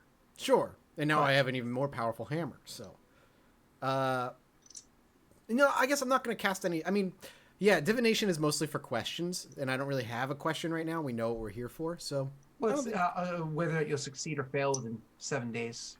Okay, yeah, I'll do divination then, and I'll see if it's in the future that CX is going to have his leg. Think for a second. Oh, is that what you want to know about? Specifically the leg? What else do I want to know about? You're welcome to ask one question pertaining to something that should transpire over the course of the next 7 days. Because there's no plans of running into the big bad alien thing That we know of. that we know of over the course of the next 7 days. But take a moment to think about it. You guys feel free to chime in for him. Yeah, if you've got His yeah, characters please. are really high wisdom. So, and then think about your phrasing. So one thing we didn't get to have this conversation, but I would have if the insight check allowed me to realize that I was now starting to deteriorate mentally, I would have let you know about that too. Whether or not that means anything to you, I don't know. I don't know how much Scott didn't really tell me how much I actually figured out. My only that happened before we came into the keep. My only solution offer that Thonk would have is I can remove it, but it requires a physical. Well, if there's another way, you could ask if there's another way. If there's, well, he could also ask the overseer if there's any other way that he knows. I don't know how much I know about what's happening. I just know that I realized that there was some deterioration of my mental faculties beyond my normal madness. Okay. I'm smarter than I was, but dumber than I was too. You could also go ask about Trini. How should I kill her? I guess I could ask if she's dead. Intended purpose. What her true nature is. Don't waste it on Trini. She's gonna die. Is Trini hot? That's what I ask. You're gonna ask your god, hey, would you tap that? Yes, my son. I don't know. I don't know what to ask. I don't know. Thou shalt tap. So what do we the four of us think we should know the most? Like, what's our most pressing matter? Top things is the monster, my leg. If we were to ask a question about the monster, what would I ask? What would you like me to ask? Like, what would be the one question? Could defeat it, right? Yeah, that we have the means, but not the knowledge. Not the knowledge. Yeah. So we know you that can much. ask if we have the ability with the orcs to be able to obtain access to the library, or if the library. Because that's where the knowledge was. So could I ask the question then, Scott? Will I have the answer, or will I have the knowledge needed to defeat this thing? I guess it's within the next 7 days, right? Yeah. Am I going to procure the knowledge? Yeah. You can ask whatever you'd like. Just think about your phrasing and say it to me. You get more than one You question. can what if I just literally say only one? am I going to is suffer 100%. erectile dysfunction? That's true. And you'll find an answer. But it's only for within that 7 day time frame, Yeah, right? of course. So I can't ask a yes or no question then. You can ask whatever you'd like. Okay, can I ask, is the knowledge needed to defeat this thing in that library? I can't remember the name of the library. The red library. The red. So red Right? wizards. Because we didn't have a specific answer for where the knowledge was, right? Yeah, or we could ask how How can we procure the knowledge? Before you do that, also, didn't you find out something about your old companion? Someone in chat mentioned this, so I'm kind of meddying here. Oh, but maybe. we Who? found out something about like where the real Grommen is that's been missing. So some of your companions have been missing and stuff. I don't know if That's true. Doc would care that much, but that's also something you could ask. He would care a lot, but I don't know. Yeah, see, Meta-wise, I don't know pressing. how useful It's not that is. pressing, Yeah, yeah. exactly. It's not really yeah, see, like. I was gonna say we have I a lot of just figured questions we could themselves ask, but on. what would Thonk actually ask? No, what would it- be on his mind right now? Grommen is more than capable. He's not concerned whether Grommen's alive or not. Yeah. I think the knowledge is the most pressing thing. Is like, Is the knowledge... So I guess really, is the knowledge necessary to defeat the monster in the library? Because the big question right now is, after this, are we storming the library with orcs? Or In is the it Red even worth Wizard it? Library, I want to be specific. In the if that's- yeah. I'll definitely be Yeah. specific. because I could just see Scott being like, sure, and then be like, what library? Yeah, it's in a library somewhere. I won't lie, Pat. That's a really good idea. Usually, I will fuck with you more when it's things like genies and whatnot. But this is a benevolent force to you. So, good practice, but less safeguards need to be up. It's more about making sure that you're asking about the right thing. So, in the library, it's knowing what you're referring to versus. Yeah. Okay, Okay. Yeah. Okay. cool. But if you were I just talking, wanna if be you're in dealing this- like a genie, yeah, they'll fuck with you. Sure, I'll ask if the knowledge we need is in the library. Obviously, talk about the Red Keep. So ask the question. Like, think for a second. Ask the question one last time so I can hear. It's called the Red Keep, right? The library within the Red Well, Keep. no, it's the Red Wizards. Red Wizards, the Red Red Wizards, Wizards library. Got it. would we need to raid the Wizards library to obtain? Is it necessary? Yeah, okay. Is it necessary? To defeat this specific monster. Is it necessary to raid the Red Wizards library to obtain the knowledge to defeat this creature? The knowledge to defeat this creature is not within that library, but within your companion. However, Oh. the interpretation of that knowledge can be found within the library. Okay. So somebody knows the answer, and it's either buried, forgotten, or something along those I lines. feel like it's Vicelor with regard to the fact that he discovered the earring. That'd be my gut too. Is like it's got to be Yeah. Vicelor. Could be CX. He has encountered it before. Are you And guys he's saying died. you need me? Unfortunately. Okay, that's my question. You're allowed to ask multiple, aren't you? But that deteriorates the chance. Like of getting 25% every single time it goes down. So I would ask, is it okay with Scott? Obviously, if we. let me and look you, at the spell if we ask specifically. more. If you cast a spell 2 or more times before finishing your next long rest, so I'd have to cast it again. It's only what Would that take another hour, or would a- that be in the same? this spell I think is only 10 minutes long to ritualistically cast. Okay. So if he Okay. casts it right now, which he's welcome to do. At If he 75%. casts it right now, chance. there's a 75% chance of a truthful answer and a 25% chance of a not so truthful. When does that reset daily? Daily when after a he goes long to bed rest. and wakes up. Yep. After he rubs one out. I mean, what other question do we have? Does Vicelor companion? is Vicelor the one with that No, knowledge? no. Which companion? Trini is now a companion All right. Which companion has that knowledge? because it could be in all of us, but it also could be in the one we want to kill. Okay. I just So- don't let her leave. I didn't say kill her. Does Thonk Right, know that this one might But not Wade be true? wants to kill her. Oh well, Wayne. Is Thonk aware that this answer might not be true, or do you? No, I know the limits of my own spell. Yeah. So that's my question then, Scott. Say it one. It took forever for it to Whi- GM roll for me. no but Go problem. ahead. Which companion has the knowledge to defeat this creature? There's a little knowledge in a few of your companions. All right. The knowledge of the instruments came from one. To find its weakness from another, and its location from a third. Okay, all 3 of you. Instruments is interesting because Beishra plays an instrument. Well, it also uses the needle to sew. Yeah. All right. I won't ask any more if As this is artesian craftsman. even. And e- that's if we take that for face value. 'cause Correct, and could be that's- the line. So I'm taking that with a grain of salt. correct. Okay, cool. A big grain of salt because it was only 25%, but that's still a fourth of a chance to be alive. Yeah, that's still exactly. It's still 4th. Yeah, at least we won't be sacrificed now because he thinks he needs all of us. Okay, That's true. He wouldn't want us to die. that's also true. All right, Scott. That's all I'm going to ask because there's no a 50-50 is crossing the line. So you are All right. Well, you can always interpret what I say and then decide. Based on what we said, do we want to?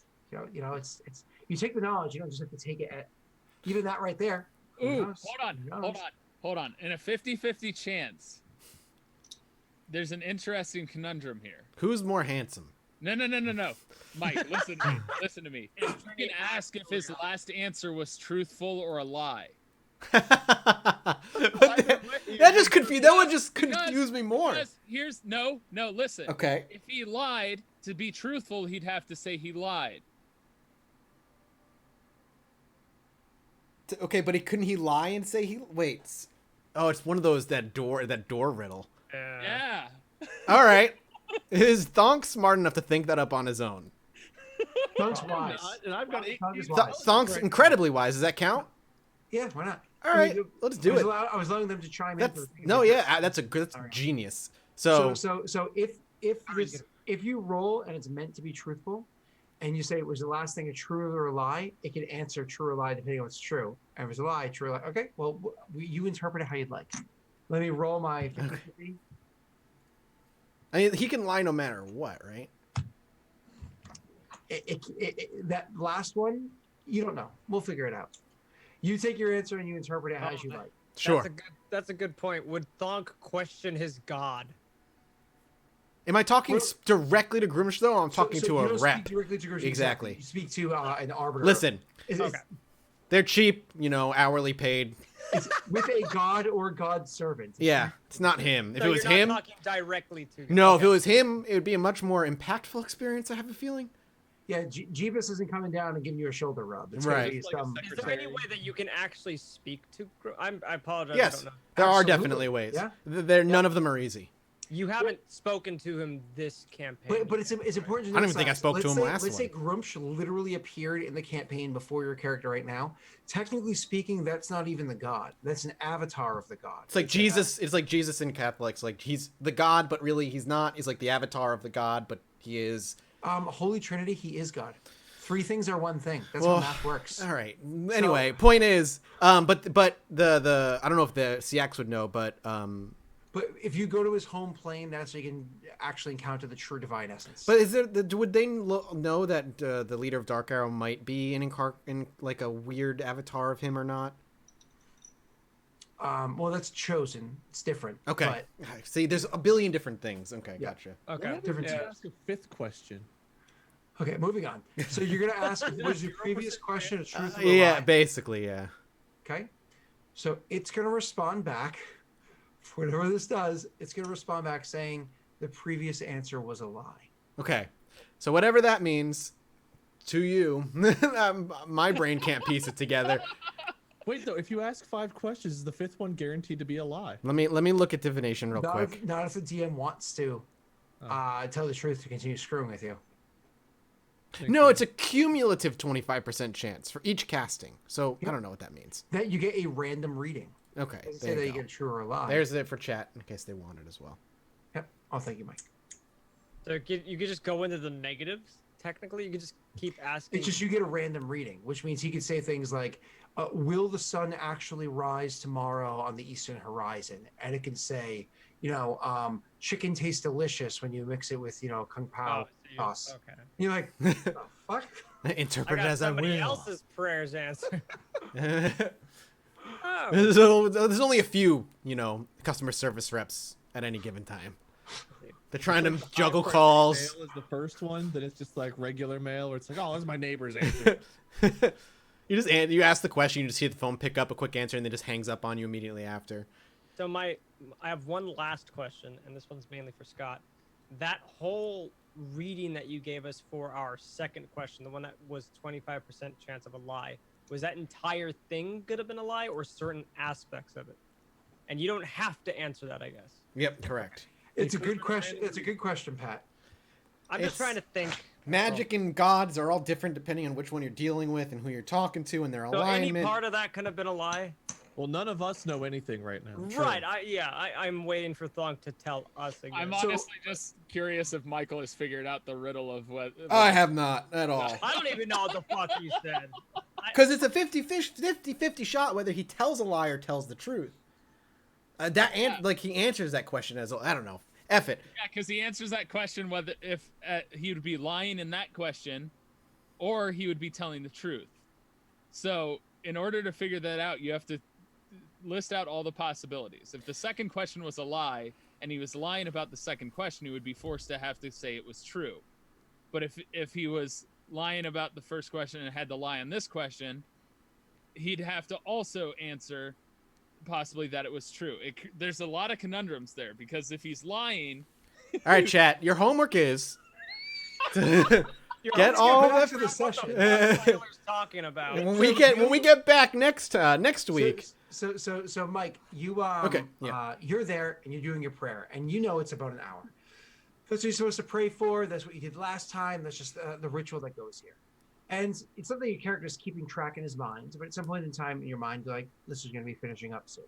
I should probably say, begin my finishing routine of how it is. I like to kind of like you have like your almost like Zen-like way of finishing up your prayers when you do it, because it allows you that mindlessness of doing the same prayer over and over again. Allows you clarity of thought, which is why you have things like, meditation and whatnot, right?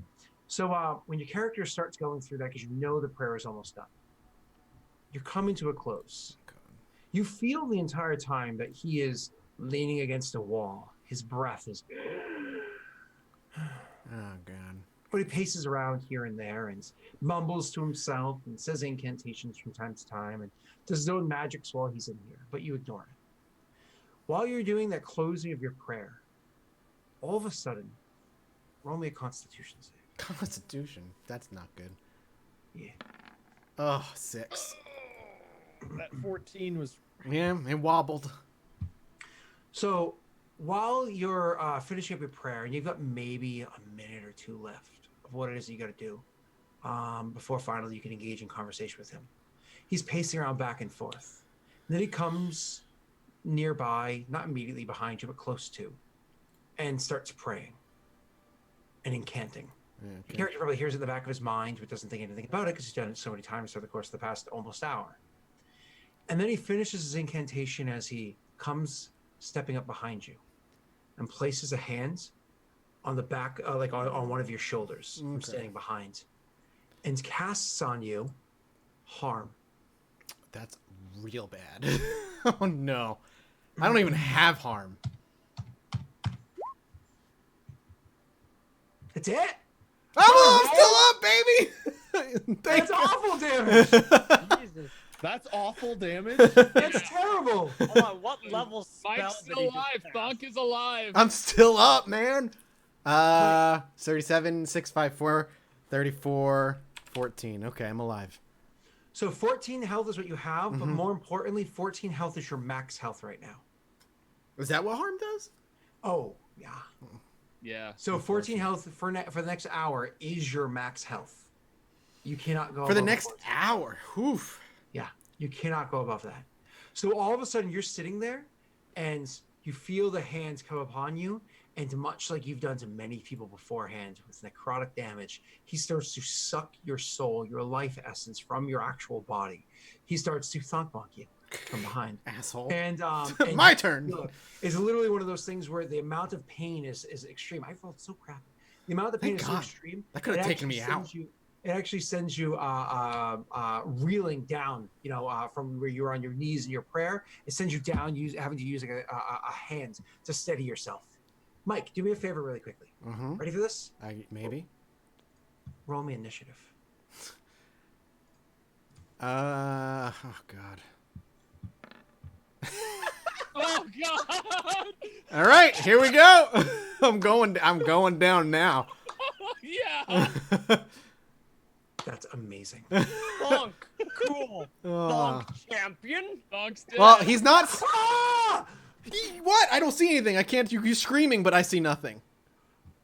Please tell me you rolled a 1 as well. Sorry, it's on the turn tracker. Oh, I did roll a 1. But you roll. But you got. both roll a 1, Mike. But you have a +1. I don't.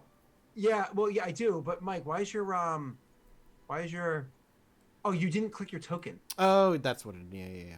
Yeah, you should re-roll. I wish. That's how that works. I can easily fix it. Well, at least I'm not getting surprise attacked, so that's a Well, bonus. not quite a surprise attack. You already got the surprise attack. That's what I'm saying. Like his next round is in surprise. Yeah, you on both me. lose your action in round 1. So unfortunately, it's Yeah. yeah. Run, Thunk. What's your I don't- it's not my bonus initiative. actions do you have, Thonk?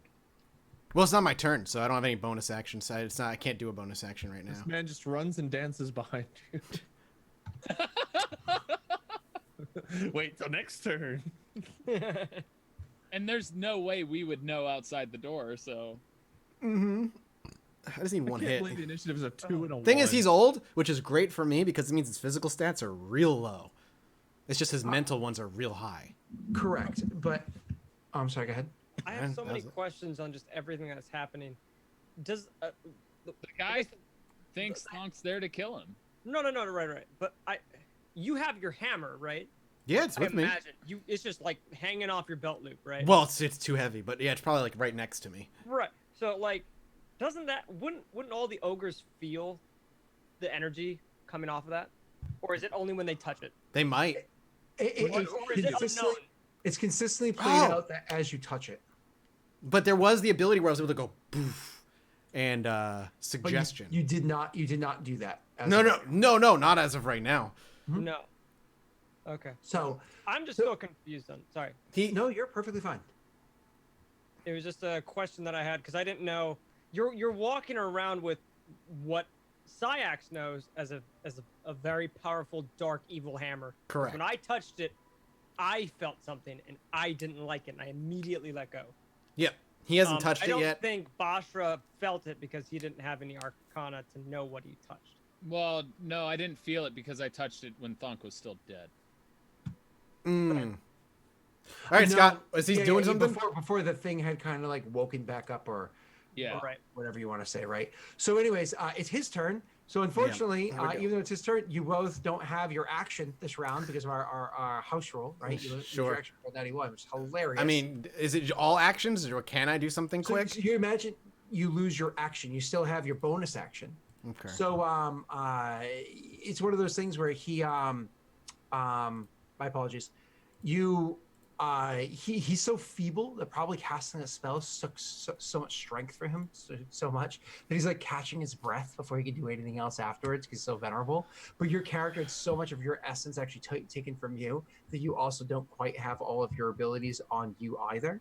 So, anyways, on his turn, that's just making sure I do this correctly. Fuck you. Ooh, I can cast Shield of Faith. It's a bonus action. On your turn, yeah, I'm just showing. Well, I he believe can't this do anything weapon- on his. So.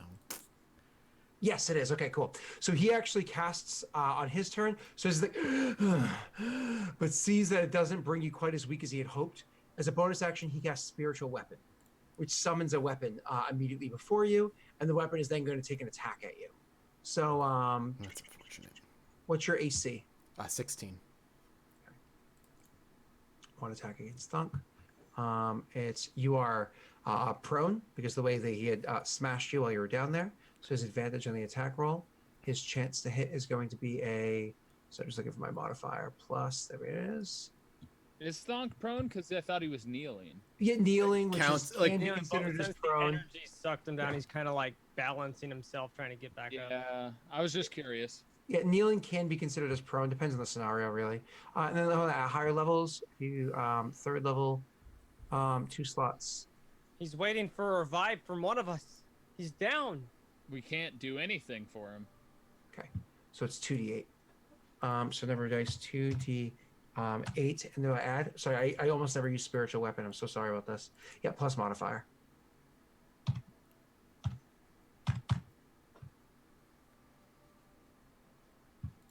That was weird. I know why I did that. Okay, so I made an attack roll against you. Sorry, I'm just trying to look at my result here. This is weird. Why does everything look so fucking weird right now? There it is. Okay, so he actually attacks you with a spiritual weapon and does in fact hit you, and hits you for 13 points of damage. Oh my god, you've won. I'm at 1. Great. Which is kind of funny because the way a harm works, the max damage you can do is stop you at 1 health point. Yeah, it So can't actually kill gets you. It literally gets it to exactly where he wanted to be. That's awesome. So the thing comes crashing down. So all of a sudden, what happens is as he's like wheezing and gasping for breath, he like waves a hand, and a huge spear appears, and the spear just like swipes through, tries to like get you with like a side swipe, but you like kind of roll out of the way, and it comes up, and the spear looks very similar to the one that you actually wield normally, that you actually acquired from it before, and it thrusts down and stabs you in your side, narrowly missing like your spleen and whatnot, and it stabs into you, and you're like, ah! As you take the 13 points of damage, bringing you down to the 1 health point. It's Oh. now your turn. You have no action, just your bonus action. What do you want to do? Well, all I have, the only thing I can do with a bonus action, I'm pretty sure. I'm just looking at a couple more things, but it'll likely be Shield of Faith, which will shield me. Dashing. No, Thonk. This is, you remember how you found Thonk on the bridge, dead? Yeah. There's a reason he doesn't run. he will just take his death if this is his end. He fully believes Grimsh is looking out for him, and if it's his turn to die, he'll die. He'll welcome it. I'm just looking at Channel Divinity, if that's a bonus action. Do you know if that's a bonus action off the top of your head, Scott? Channel Divinity is a standard action. Okay, so I'm just going to use Shield of Faith, and just Shield of Faith, yeah, and add 2 more to my AC. Okay. Just gonna make sure. Because really, nothing else I can do with a bonus action. Can You you not can't take take a a potion? bonus. Potions are actions. Correct. Correct. Fuck. Okay. And so with his next turn, on his turn, what he's going to do, because he is a douche noggin, first thing he's going to do on his turn is use his bonus action to attack you again with that weapon. Let's see if it actually hits you. Because that's time with it. Oh, and you stand up, I imagine. Yes, I would. Yeah. Yes, I do. I narrowly missed you with. I narrowly hit you with that last time. 2 plus. This time, actually, I rolled a 94. So, as a spear tries to thrust at you again, trying to like run you through and finish you off, this is not your time. You've been finished by a spear before, and you will not be finished the same way again. Thank You know God. what I mean? You take your shield of faith and bring it to bear. And you stop the thing dead in its tracks using the faith of Grumsh against the faith of Grumsh to make this happen, right? But then, because he is not a very nice person and doesn't play very fair, he is going to drop a spell on you. Okay. Do I get a roll to at least know what it is, or are you just gonna tell me? No, you'll know what it is as I cast it. I'm just trying to find where it is. Oh, my apologies. Never mind. He's not Maybe going to drop Faerun Thonk won't have too it. high level. Too high level? That's what I like to hear. Too high level. Well, it's God because damn it, Wade. you only have so many spell slots, right? So Yeah. you know what he's going to do with his action? I know that sounds hilarious. He's actually going to cast Sacred Flame on you. So you Oh, have to that's make- such a good spell. What are you talking about? I have that spell too. You have to make a Dexterity saving throw. The target must see. Yeah, it says or take. Oh, or take. Got it. All right. Dex save is not at all good. So this Yep. could just be me going down. Yep. I went from a 20 to a 2. Yep. Yep. Down I go. And so you're going to take from the Sacred Flame. Doesn't I'm matter. just I go confirming. unconscious. Oh, I'm an orc. Do I go unconscious? Check your abilities real quick. Oh fuck. Where's that? Where would that be listed? I think I rolled too high of damage. I did. I rolled too high of damage. 15. It's supposed to be 1d8 less, 1d6 less than that. Am I doing this? I even rolled the wrong type. Well, I'm so sorry. Apparently, I don't know how to play this game anymore. It's been a while. This is the correct Roll a way. D1, Natty 1. I gotta So Google it. 12, it was less damage too. So 12 points of damage. Now, I believe as an orc, once you're dropped, am I confusing this with Pathfinder? I have no idea. I might be confusing it as well. I'm Are you trying to figure it Googling out. 5e I am orcs? Googling 5e orcs right now, yeah. Sorry. I believe they. When you are reduced to 0 hit points but not killed outright, you can drop to 1 hit point instead. I can't, and I can only use it once, so I literally will just stay at 1.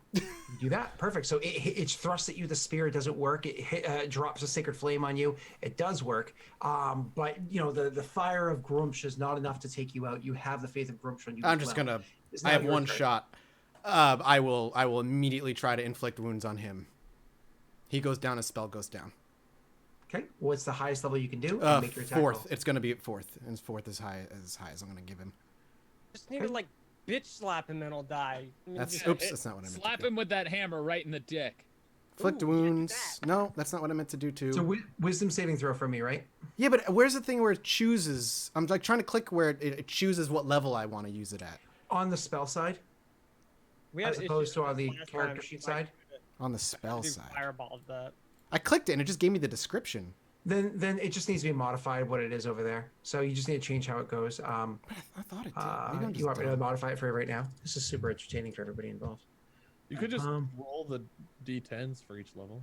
We'll have to Remember- hit him first, but I'm just trying to pick the right slot. No, because I swear it did it before, so that's why I'm confused why it doesn't do it now. Yeah, I don't know why it's not because it actually has everything written on there correct. Right? Yeah. Let me check something else. Let me check over here. Could be. Roll20's been having issues lately. I By say the way, might be a there's roll. a lot of things I was having issues with my campaign this morning on Roll20. I was like, why is this not working? And it wasn't just my computer. It wasn't just because I couldn't do it on multiple computers. Others can do it. Yeah, I think it's just not working right now, Mike. All right, whatever. You need to add the extras. But your attack roll was a I mean, it was a 10. Touch attack. it's pretty It's touch pretty though. bad. It's pretty bad. there, Touch Mike. for an old man who can't move. I mean, don't get me wrong. His AC is not high. His AC is an 11. Isn't touch lower than normal? What? Isn't touch AC lower than regular AC? Or am I? No, it's other additions. Oh fuck! That's what I'm thinking of. I'm thinking of Pathfinder. Pathfinder. Which is like half Ah! Get Yeah. the Pathfinder rules out of my fucking brain. Yep. So my apologies. His AC is literally an 11 because he has no spells or anything on. I have it. to roll literally a 3 or higher. Yeah. So you reach out and you try to touch him. It unfortunately doesn't work. He's going to return that make your dexterity save as he tries to hit you with a sacred flame again. Blah. Just roll better than last time. I mean, I technically rolled better than last time. Oh, that's true. By more than double. And triple.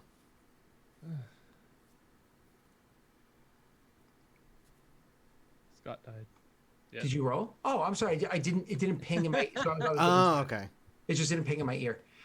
So with your sad save right there, unfortunately, you do not make it. All You right. are This gonna time I take- go down. It didn't go boop in my ear. 10 points of damage. Your character is brought to 0, and you're Unconscious. unconscious. And then from that 0, where you're unconscious, the thing immediately afterwards is going to do is a spear is going to attack at you. Attacking you while you're unconscious is super easy to do. Yep. So automatically, just first round, immediately does 2 because it's a melee attack. So it's a auto crit, causing you to take 2 points of death save. You have to make a death saving throw, sir. 2 points. Well, I already have 2 points. You're saying, right? Yep. So now you get to, on your turn, make a death saving throw. Gotcha. It's important because if you roll an out of 20, you stand up. I'm but dead. instead, I die. which is fine, Goodbye. because your character loses all. You fade. You feel it. You feel the power overtake you, and there you are. You're lying there. Dead again.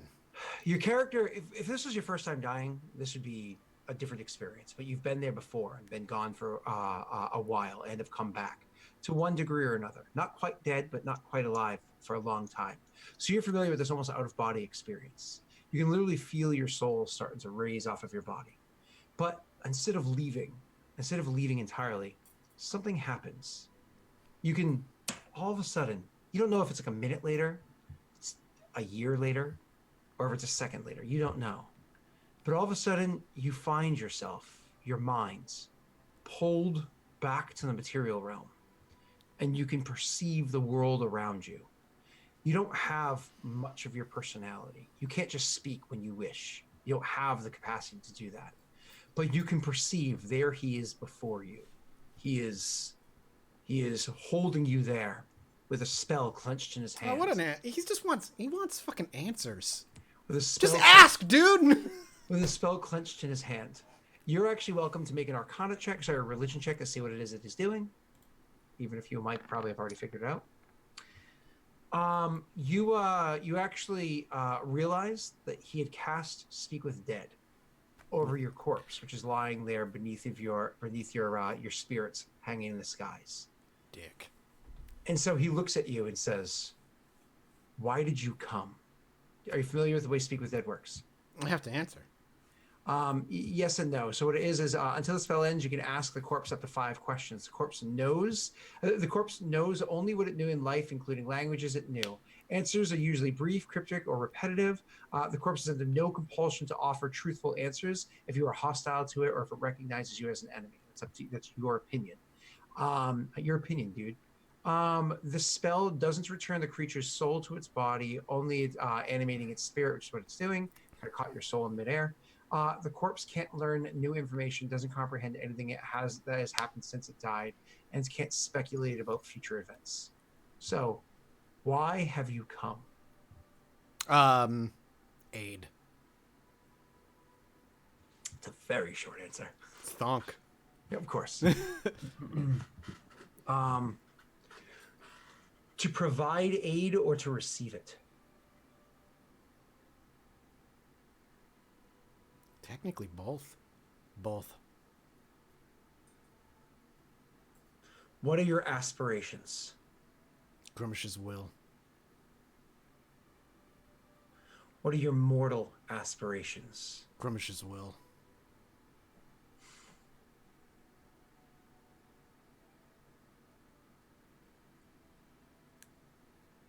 What significance are the three in the hallway outside of this chamber? Significance to what? There's no context to that question. What is the significance of those three to yourself? What Why are significance? they important to you? Yeah, what is the significance of the three to you? Sort of thing. I mean, I know the answer, but Well, yeah, of course. Guidance to a threat. that wasn't what I was thinking. The spell comes to an end, and so you start to fade from consciousness again, drifting off away to the fugue plane, but you don't. Instead, you come back, 1 health point, in pain, lying there on the grounds, him over you, little bits of diamond dust still left in his hands, glittering from the incantation that he had just done. And Thonk cannot die. There's a spear in your chest, but he's holding his spear in his hand. Oh, tried to trick you. And he's, and from there, you have 1 health point. Again, the max health you have right now is 14. So you can't go above that for now. And he will take your, when you kind of come to, and he sees that you're there, he looks you in your eyes, judging you, knowing that what just transpired, obviously, and trying to gauge your response, your reaction. My reaction is going to be anger. He can clearly see anger, rage. That's normal. But he's trying to see if there is intention of physical hostilities. I'm just going to... All right, so here... No, not physical. No, not physical. I'm going to, while maintaining eye contact with him... And by the way, you can deception to try to hide any... Sure. Right now, I have no intention of being physical. I merely place my hand on the hilt of my hammer and use it kind of as a crutch to stand up after being so hurt. And he actually extended a hand, his feeble No, self. I do not. Oh, I do not take it. Instead, when he'd probably fall. I might be tempted to kill him if he touches me. Instead, I'm gonna take my hammer and just very, very succinctly just go poof right in front of him and use the ability to, ideally, put him in his fucking place. As you ring the dong of Grumsh. The dong? You had to go there. Yep, we went there. He's the one-eyed monster. The right? dong. Oh, hail the dong! Ring the dong. Why don't we take our next break? The dong of Groomsh. The dog. Scott, you had control over that one, my man. Like, you didn't have to say dong. We'll be back in a couple minutes. Go grab a drink. Do what you got to do. We'll be right back. But I did. Dong? Did he dong? The dong. One-eyed god monster.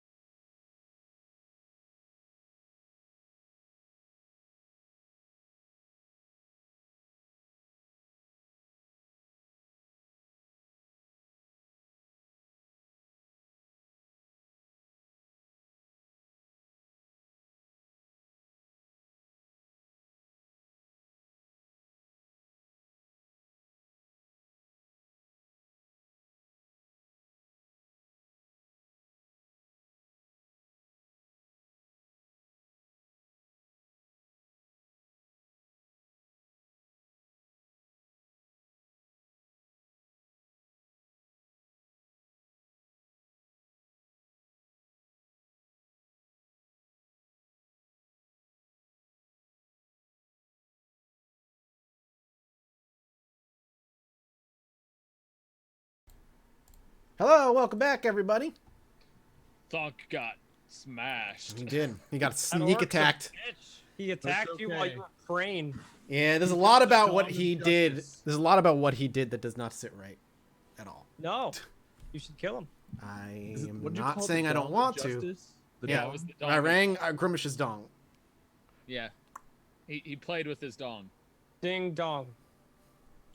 You smash the hammer onto the ground the same way as you have many times beforehand, allowing the might of it, the sheer power, the will of Grumsh itself embodied, the suffering of Grumsh foes embodied in this hammer to fill up the room. Even those outside the room might have heard the ringing noise of that hitting Perception the ground. check. Hold on. If you hear it, it sounds like. Sorry, wait, what was that? Can you one more time? Oh no, I can't mute him. Never mind. Oh, You did it to yourself. You did it to yourself. I had to do the call today, so I was hoping it was gonna be like. I rolled the same as my passive, so. I passed out on my daughter's bedroom floor while she Oh. was reading books. And then my wife had to be like, "You got a call to be on," and I was like, "What? Oh yeah, let's go." So, When you wake up after a nap.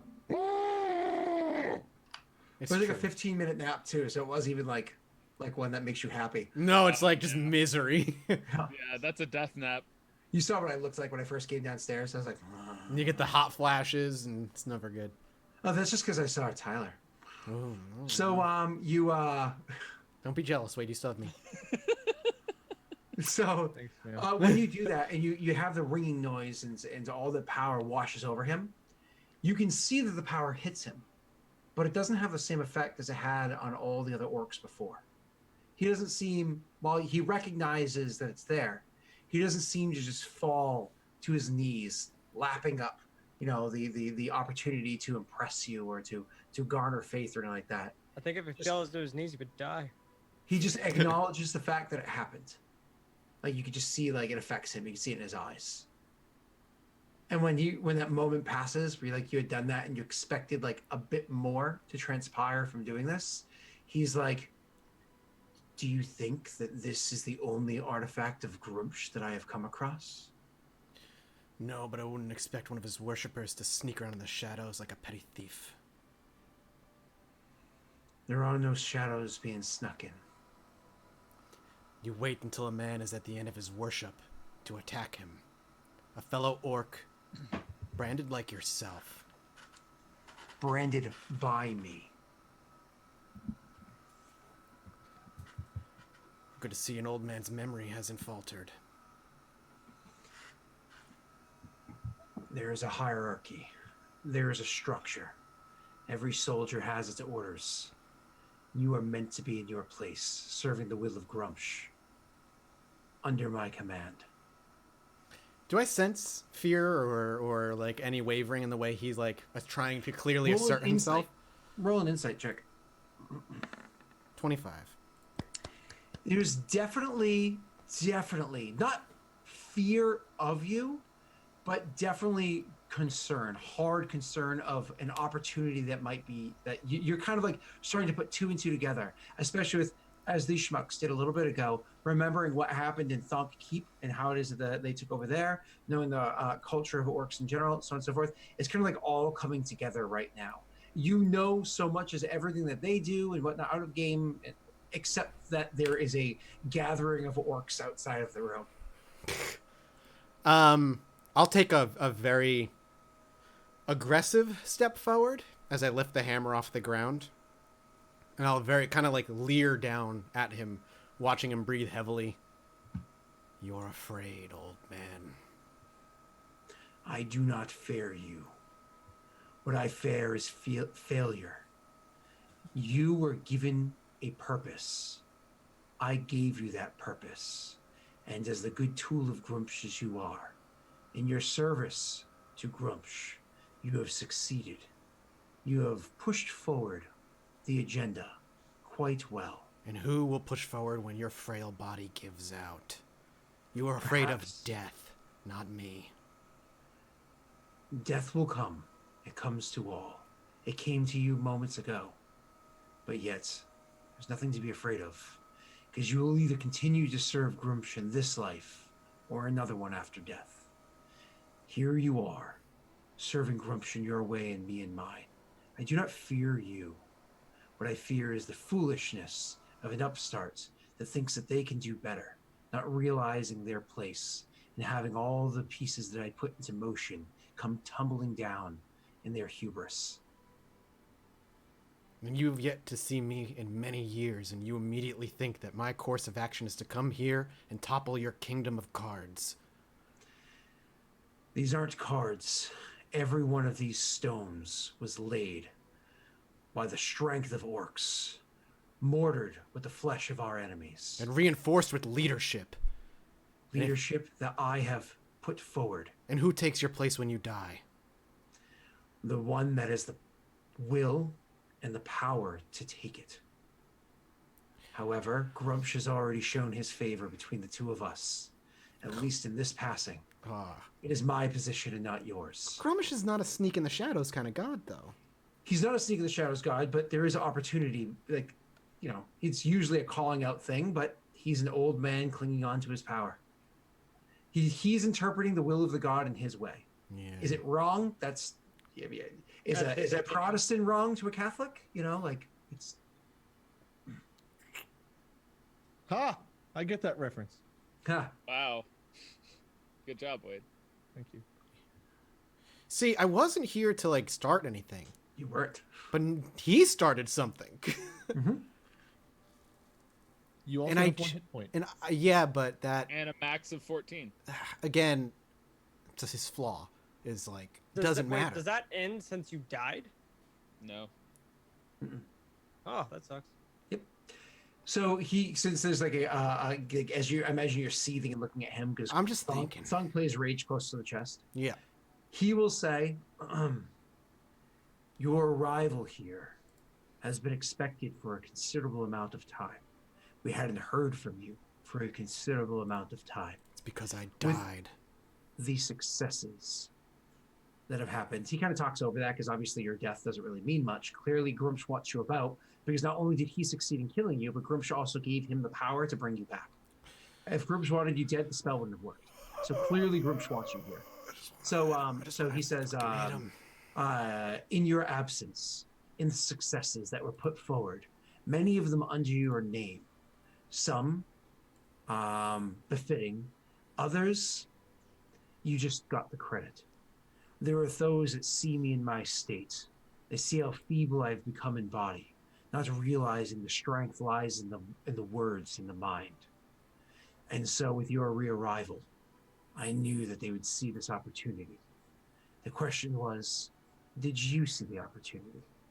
Grumsh has told you your place.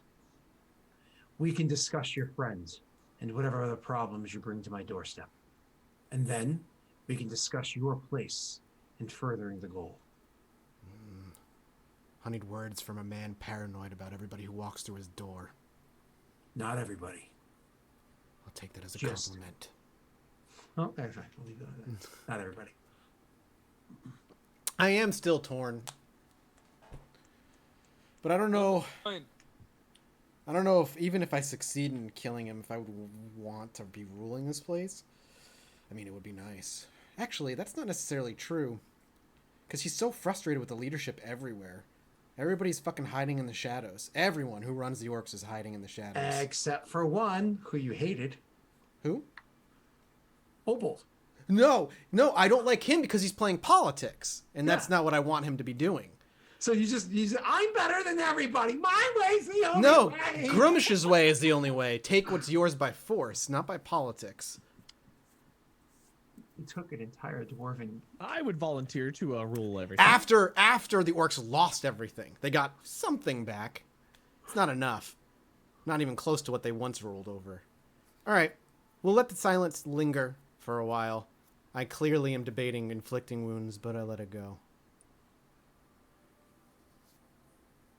After the silence lingers on for a while, once he can kind of see, like, because obviously he's a high wisdom, high level, so on and so forth as well. Once he can kind of see, like, your willing to allow these transgressions to pass for now, once that becomes apparent in the air, he will then break the silence by saying, "Your friend, your problem, and your place."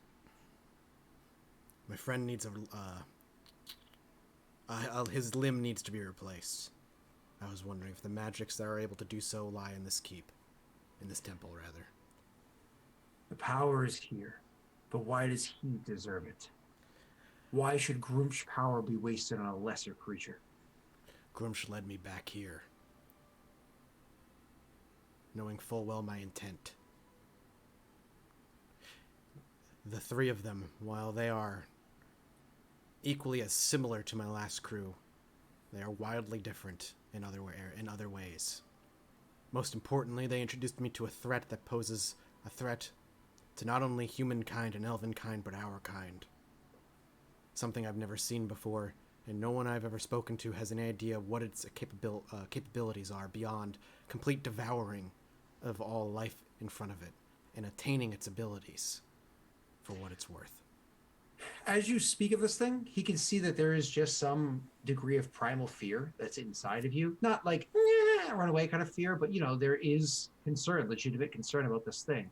And so you gather his, like, he was listening the whole time. We start talking about this thing. It's one of those that's, head turned slightly towards you, even more attention. Eyes kind of leans in a little bit. Like, clearly he is taking to bear what it is that you're presenting. Like, this is not lost on him at all, what you're trying to say. And he says, what is this creature? That's what we're still trying to figure out. And why he's necessary.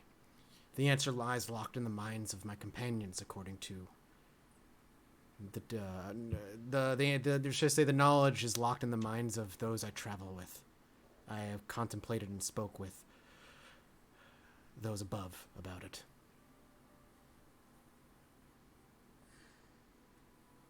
What do you need to defeat this creature that you're being so vague about? Knowledge. We don't keep much by way of tomes here. That is under Grauman's rule. We keep the faith here. We keep the will here. Which is why I am here. Because it's your... it's the divine magics here that'll bring Siax back his limb and make him no longer a burden to me and mine. I believe we can come to some accord where Grumsh's will can be used to repair such a lesser creature. But of this knowledge, I do not believe that the knowledge that you're looking for will be found in these walls or in the minds of those that live here.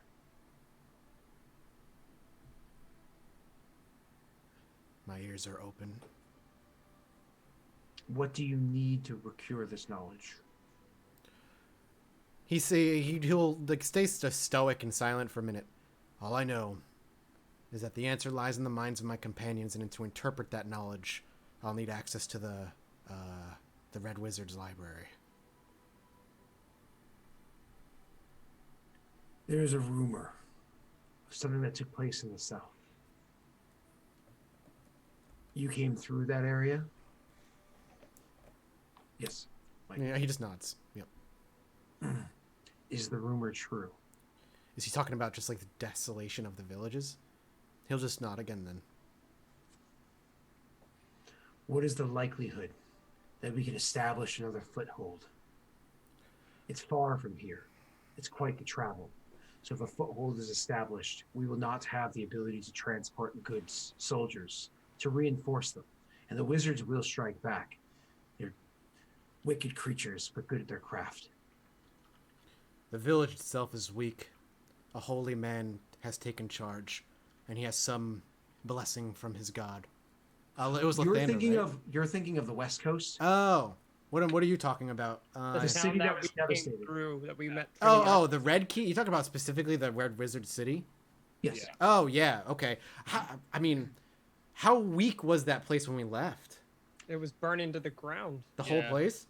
There's like Half of it. 70 or 80% of the inhabitants were Okay. dead. Then I'll kind of raise my It was to the eyebrows. point where I think Tyler and I went loot. No, you and I went Was it you and I that went looting, or I Tyler? went looting on my own and grabbed a bunch of crap. So yeah, then it was Ciax and Thonk that went looting. Which While you're wearing Wade got. the charm of bad luck or good luck or whatever it is. Oh. I am wearing that, aren't I? Yeah. I forgot about that. If there was ever a time, now would be the time. Though as you speak, the Red Wizards are known to be incredibly powerful in the arcane arts. However, more than a majority of the city was wiped. You need to take the knowledge from their library.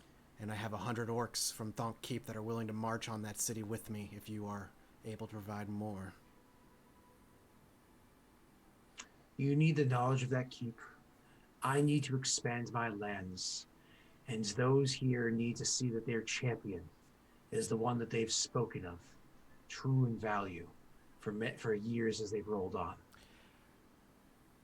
While I relish the opportunity, and I will accept it, there is still one that I travel with who may be problematic. How? His history torments him to the point where our ways bother him. Don't think he would have any... He would not be able to undo the attack. We would outnumber him hundreds to just one. But he is useful, and he is a friend to Ciax and Vicelor. What's what I'm looking for here? Oh man, I'm at a loss of word. I hate when you do that. Your vocabulary fails you. I'll have to choose a different word. Sorry. What sacrifices, what must we make to ease his concerns on this campaign? Do not enslave the Red Wizards or torture them. Just put them down. Slaves will be needed to rebuild what is lost. I understand. Within whatever regent of men he travels with. The Red Wizards themselves maintain slaves. There are slaves in the city as we speak. What of those slaves? Thonk relents at that. It's the part of the world we live in. Keep what you take. Just heed my words. I'll let your wisdom as the leader here determine what actions your men will take. I will lead them. I will gladly lead an army into the city and take it under Grumsh's name regardless. We use torture. I know. As a sacrament, as a way of garnering favor to Grumsh at all times. We wage war in his name, and we torture our foes, and sacrifice our prisoners to him to maintain his favor, so our conquest may continue to push forward. However, if this endeavor is going to fall under your boots, and you wish not to use these methods to keep Grumsh will on your side, to keep your battles, to keep victories on your side, then it is on you to choose what methods you use. All slaves who are half-orcs or orcs will be freed. The others will be given a chance. Those who ruled over the slaves will take their place.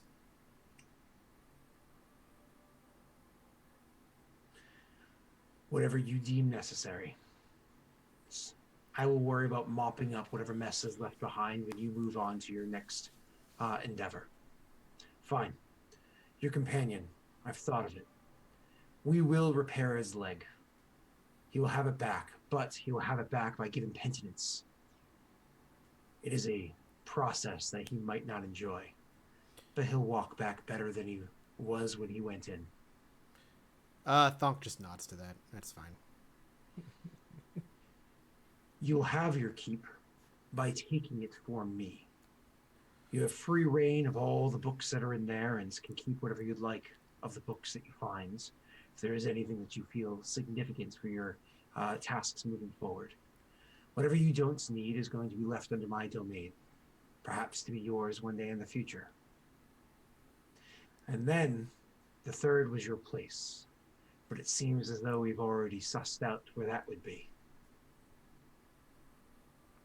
I'm assuming he's just alluding to being champion of this attack. Yeah. Sure. No orcs are going to listen to the commands of fleshy, soft creatures, though maybe your scaled friend. Maybe he could be given a position of authority over an attack. The other two, I assume that they are practitioners of the art. I just nod. Fine. Advisors. Use that excuse. That'll keep their axes and knives at bay. We will give Beishra a unit of his own. You were already given soldiers by the chieftain. Use her men. They can serve Beishra. Beishra. It's a terrible name. It's a terrible creature. Delicious, though. When cooked correctly. Or raw. Raw. Sorry. Very well. One last thing. While we are here in this temple, perhaps, if it is Grimish's will, a piece of that creature still lingers amongst our party, attached to the ear of the old one. It's eating away at his mind. Ooh, have him inspected. Perhaps the priests here could learn something of the creature while tending to my companion. You're hoping to save his mind before it's completely lost? As well as maybe learn something. I do mean it when I say a piece of that creature. Its flesh. Genuinely. It is not... There are properties to it that I do not understand. And if he must pay penitence for this, so be it. Yay! Torture buddies. Enemy, we will convene a council this evening, much as we did that last time when you and I had met one another. He will be invited. I'll Penitence must need not be given. This is something that is going to be important to all of us. Oh, no penance. If that's all, then I'll just kind of like nod my head and very briskly make my way out. Okay, you go over to the door. Yep. And you open it up. When you open up the door, what you see is out where they were, the number of orcs that were waiting in that hallway, like down the hallway in that other side chamber, had spilled out into the actual hallway itself. And some of them are actually waiting amongst them here. One of the more eccentric ones, he's kind of like a little out there. Maybe he's been hit in the head with a hammer too many times, or whatever the case may be. Fan. He's actually having a full blown conversation with Vicelor. He's like, "Really, the dust? The dust tastes funny, and the water floats." The way he's talking, definitely orcish. Yeah, definitely orcish. Ah, yes. The water is in the air, and the dust is in the air, and the ground is as clean as could be. No, the ground's dirty. Look. And he like stomps his boot, and there's like dirt from his boot that falls onto the ground. You're lucky your ground is dirty. If your ground was clean, you would not be having a fun conversation. No, you would not. Me no clean. Filthy humans clean everything. Dirt is good. Agreed. Dirt makes strong. Like, Dirt makes strong! my sword jointed, yes. But he'll hit himself a little too hard and like wince. You like wait, like you hit your diaphragm, you wind yourself. The door flies open around this like ridiculousness, and you see Thunk come out looking like hell. He's got a bloodied side. He's kind of like got a bit of a limp to him as he walks, so he's trying to do the best he can to walk without showing his weakness. You can just see like his skin is so grayed out at the moment. He's usually like a nice dark brown color. His skin's like so grayed out at the moment. You know what I mean? His eyes are sunken in. Every part of him just looks horrible. Well, and then where was the last kill was the singe marks, the burn marks throughout his body are just like Just you clearly his clothing is all tattered and burnt up and everything. Welcome And to Orcish society. the door swings open and he walks out looking like that, looking like he survived the war. And the orc that's standing in prayer, you wrangle the one-eyed monster, and sometimes the one-eyed monster wrangles you. the orc that was next to Vicelor sees him first, so he's like, thunk, thunk, thunk, thunk, thunk, and then it like echoes down the hallway. That's and the then worst. the orcs start making their way into this like this small little alcove area, and they're all chanting together, thunk, thunk, thunk, thunk, thunk, as they're doing it. Thunk, thunk, thunk, Keep. thunk, keep, Basra! And then in the doorway steps the overseer, and he looks exactly the same as he did before he went into the chamber, coming out exactly the same way. An old, wheezing, and barely alive himself. And everybody starting from the beginning to the end is like a wave of just silence overcomes the area. Tip CX, thunk, thunk.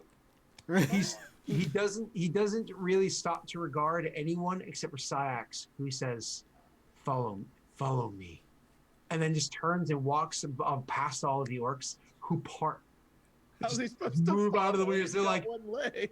He's got the weird split got- thing. He I've got kind of my- hobbles. Oh, I keep forgetting about the wood leg.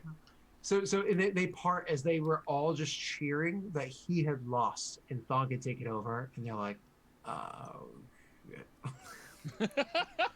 One day, when I feel like it's their for time. everyone. Problem is, like, God, I really want to, but then Thonk would be indisposable. Like, he wouldn't be able to leave this place. So it'd be like end of his campaign either way. Or we could just all stay here and sell water. I mean, you're safe here for a while anyway. You look like a absolute shit. We'll speak about it Yes. later. Wow. Vice Lord. Tonight we'll be going to a meeting. You'll be joining us. Ah, very good. I suppose my wisdom would come in very handy here. Yes, your wisdom. Beishra, we'll have things to speak about when we're not surrounded by others. Fair. I'm sorry to keep you waiting. What to do now? He's taking CX to heal his wounds as promised. All right. Acceptable. I'll wait outside then. I'm tired of waiting in here. At least out there I can swim in this pond or whatever you call it. It's actually, when you do other, it's actually a nice lake. Like it's natural. It's not like it's mucky and gross because the orcs are gross. No, it's nice. It's actually really serene. And you don't have the screens out there, which is that's a good. Yeah. Get my fill of fish or however I want to eat. So, Vice Lord, do sushi. you go outside with him as well to watch him frolic and swim in the he disrobes down to his scales and just Absolutely not. splashes in with his tail as it breaks the plane of the water. This little flick and You can stop. I'm not big witnessing. splash towards you. I'm still not witnessing this. When you see your best friend go skinny dipping, Just when he finally crawls back up onto the shore in a very bestial reptilian way, he crawls on all fours. And keep pressing the Lord. button. Fine.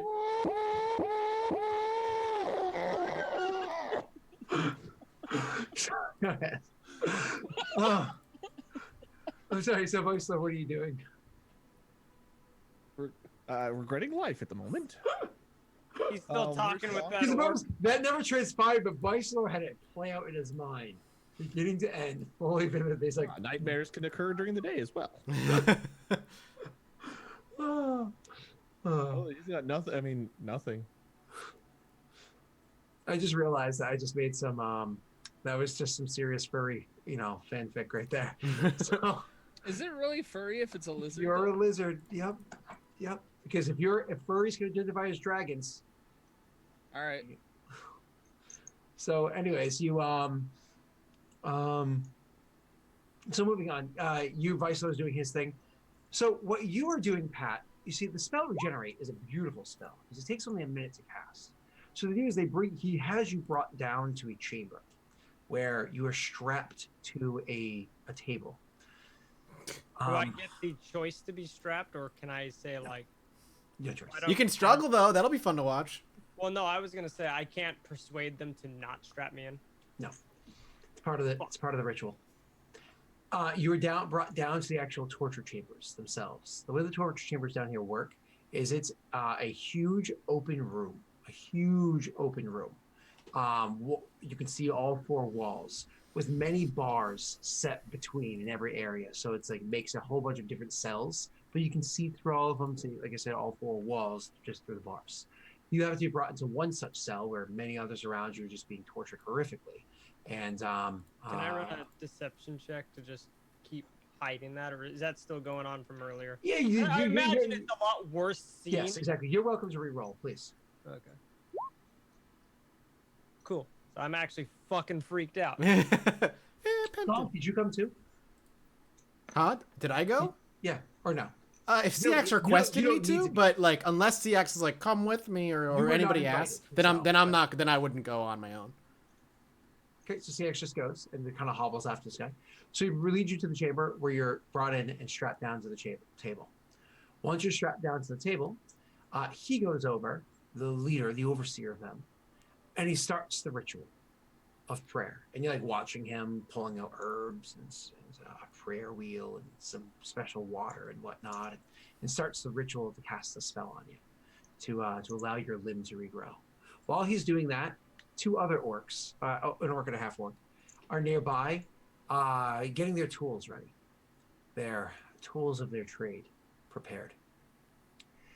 About a minute later, the spell comes to its finish, and regeneration is cast on you. Immediately, any wounds that are on you, even old ones, old scars, ones that just seem to never finish healing and going away, they start to mend and leave your body forever, making you a nubile, fresh young boy. But no, not truly nubile, but any scar tissue that's left anywhere in your body immediately starts just healing and going away for good. Your leg. Grow a dead baby leg like Deadpool? At first, but it takes only 2 minutes for it to regrow. Only 2 minutes for it to regrow. It's actually pretty fast, only 120 seconds. But you get to feel all of it. Not only you get to feel all of it, but the way that the spell works is not only do you heal a ton and all those scar tissue and everything go away, for the duration of the spell, which is an hour, you heal 1 health point every round, every 6 seconds. That is a long time for penitence to take place, as they can cut into you. Oh, that's right. Carve through you, drill. You can scream. Burn. I can't talk to them at all. You don't speak Orcish. They're not speaking Common. So the overseer, as soon as I can't use any charms or anything like that, or spells. You're strapped to the table, hands down. So if it requires a somatic component, you ain't got it. So the overseer had, after he finished casting the spell, had stepped out, and much like you had seen him do long ago, Mike, he stands down in this area, and it's almost like the screams and everything down here are kind of like, it's like a white noise for him that quiets his mind and gives him the ability to concentrate and to continue forward his plan. Some people like, to listen to wind chimes. Others like to listen to thunderstorms. Some, the screams of innocence as they slowly die and get cut and bled to death. Yes. Summer. It all blends together. Yeah. I personally, in real life, because my ADHD, I have to listen to like death metal, like really, really heavy metal to quiet my mind so I can really concentrate and get work done. So this might be slightly based off of my own personal persona. So anyways, while you're strapped to that table, they just torture you, same as they would any other subject, except with more fervor, because you just instantly heal. Yeah. The next hour, you heal perfectly. And if they happen to step away from you for like 45 seconds or so because they're switching out their tools and getting a new thing to play with, whatever they just did to you is just closing up right there. And they just have this fun for you. I can't describe the hour any more than that without getting needlessly gruesome. I'm not able to ignite this and just start wreaking havoc. That igniting does not burn through the leather. It just empowers your spells and whatnot and whatnot. And it is one of those things where you can try to bust free. You can try to do whatever you'd like. If you do happen to get a spell, just in like your rage and pain and fury and whatnot, if you do actually happen to get a spell off, he's there to dispel it immediately. Dispel magic. To make sure that you give your penitence. Grumsha's giving to you a lesser creature, a horrible, disgusting, vile slug of a thing. He's giving you your leg back and an opportunity to like a have your life. strength throw to just take the hour of pain, I guess. It actually would be more of a willpower. To not pass out? Well, no, that and just to respectfully, because I assume coming down here, can I roll for, I guess, would it be religion to know what they're doing to me? This is a very unique cult. This is not what normal orcs or Grimshorks do. So I wouldn't know. They wouldn't explain. They would just. They would just do. Okay. So what would I roll? If you would like willpower, just to like keep the presence of mind and everything through it, instead of That's a wisdom. It's a wisdom. Wisdom save. Yeah. Wisdom save. Mm-hmm. What is that? What I said? You said willpower doesn't exist. Yeah. Wow. Oh, that's awesome though. That's great. Oh Way to my waste it, Jesus! man.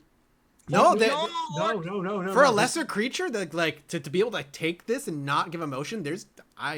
Scott, take it. No, That's this awesome. is amazing. So much like in Happy Gilmore, Great start to the. I'm ready to hear this. Let's go. you go to your happy place. No matter what they delve out, no matter what they dish to you, That you was kind have of what I was gonna ask, is if I could just like self-meditate. you just ignore it. See, it's a two-part thing. It's not just your sheer force of, but when you have regeneration on you, like does a creature that can heal so quickly that if you chop off his finger, it's back in moments, does it feel pain the same way as someone who doesn't? Or is it a bit numbed? It doesn't matter. You're still feeling pain. The thing, You're able to yeah, you're able to find in your minds this like reservoir, this area where you can just find yourself falling into. You've experienced pain many times in your life. The actual severing of that leg, the wars against this creature that you fought beforehand, your entire life's experiences, all of those things have brought you the pain tolerance enough to just let this pass. You know, it is 60 minutes. It's 42 minutes. am I able to like self-reflect on things that I've been trying to do? As an upbringing, I've been trying to remember my past. And I just I imagine the positive things and how that pain that you've done before has brought you success, and how all these things that you've suffered through have amassed to the incredible successes you've had along the way. But more importantly, I was going to impose on you a bit of like a sanity thing at the end of this. You beat the save of that happening, so you were not going to take a I can't remember what they're I'm called. just gonna walk out and go to Bash and be like, wasn't that bad. There you go. Awesome. But the thing is, like, so when it's finally done, when the hour passes, and they know when the hour passes because there is literally like a clearing of the throat, loud enough, despite how feeble he is. They like wake me Make up it from hurt. my sleep. No, there's a clearing of his throat, and that one is about to plunge the dagger into your chest, and then it's like he stops, and he looks over at him. And you can't see this, but he gives him a nod. And so instead what he does is he goes over to like your forearm and does a tiny little nick, just a little. And you bleed, and it doesn't close. And he stopped them just in time from plunging another dagger into your heart. And they put their tools away, they clean up, and they release you of your bonds, where you can react however it is you'd like, because this had no effect on your psyche. Okay. Same time tomorrow, Jim? Where's when can I schedule a weekly session? I'll thank, not the torturers, I guess, because I didn't really see them come in, but I'll thank the overseer for the blessing of Grumish. When you do that, when you walk up to him, you say, like, I thank you for the blessing of Grumsh.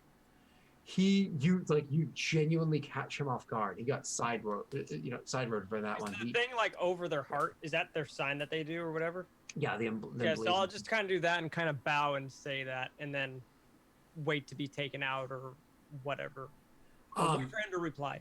He, like I said, he's like at a loss. Like you actually caught him at a loss for words. There's like a 2-second like. And then I strike him down and become leader of. That's how it goes. The tiefling leader of the orcish cult. And then wordlessly, he will lead you out of the chamber, out of his meditative room. He will lead you out of the chamber because that one's just for prayer. This one's for meditating and masturbation. So, and he leads you out of the room and brings you back to wherever it is that Thonk might happen to be. And as he walks up to Thonk and you come next to him, and Thonk, you have never seen him in such a good condition before. All of his old scars, all of everything that's on him, all of his old crooks, that like weird twist in his shoulder that he could never like raise his arm. Oh wait, above is my horn fixed? Everything is fixed. My other horn is fixed. It was broken this entire time. Everything Yeah, on you're you. horny again. Just physically, right? Not mentally. Man, Pat, Pat, sorry. No. Would past Tyler, that joke. memories No, this is all physical, physical? wounds. That's what, okay. Yeah. But Tyler, that joke. I didn't make that joke. I know. Well, you did many times. Oh yeah, but not tonight. You made the joke so many times. Kat made the joke a few times. You know what I mean? Like. So I assume, just for picturesque sake, I'm missing half of my pant leg and I don't have a boot on. Yeah, Correct? Okay. fair enough. But so anyways, when he But it looks great. when he leads you to them, he Like- looks better than you've ever. He isn't reduced in age, right? But he just is in mint condition for his All right. stature.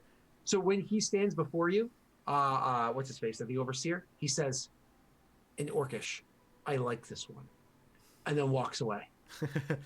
He looks down. Thonk will then kind of like, as the overseer walks away, his eyes will slowly trail back over to Siax. I see Grimish has blessed you, and gifted you not only just your leg. CX replies, I had doubts on your religion. Scared a little bit, but I see the positives that can come out of it. Thank you. Those I'm words, feeling better than ever. I admit I did not expect to hear those words from you, or any of those I traveled with, but it is good. Grimish gives to those who give to him. He is fair. I believe the other two are outside, picnicking. I didn't go outside. I don't know that. I refuse to go outside. Vicelor's still talking with the orc that he was talking with. I would have walked all the way across that bridge that we crossed and was swimming on the other side. Yeah, I like to think that I've got like a little like posse of like dumb orcs. I'm like engaged in conversation about the dust and things, and like, what? Oh yes, the things I've experienced you wouldn't imagine. That would be great. That would be wonderful. Beyond that, then, I mean, I'm happy to chat with CX if he has anything he wants to talk about, but Thonk is just not that much of a talker, so we wouldn't... Yeah, I don't really have anything I need to talk to you about. DX will ask, what did it take for you to get your brand?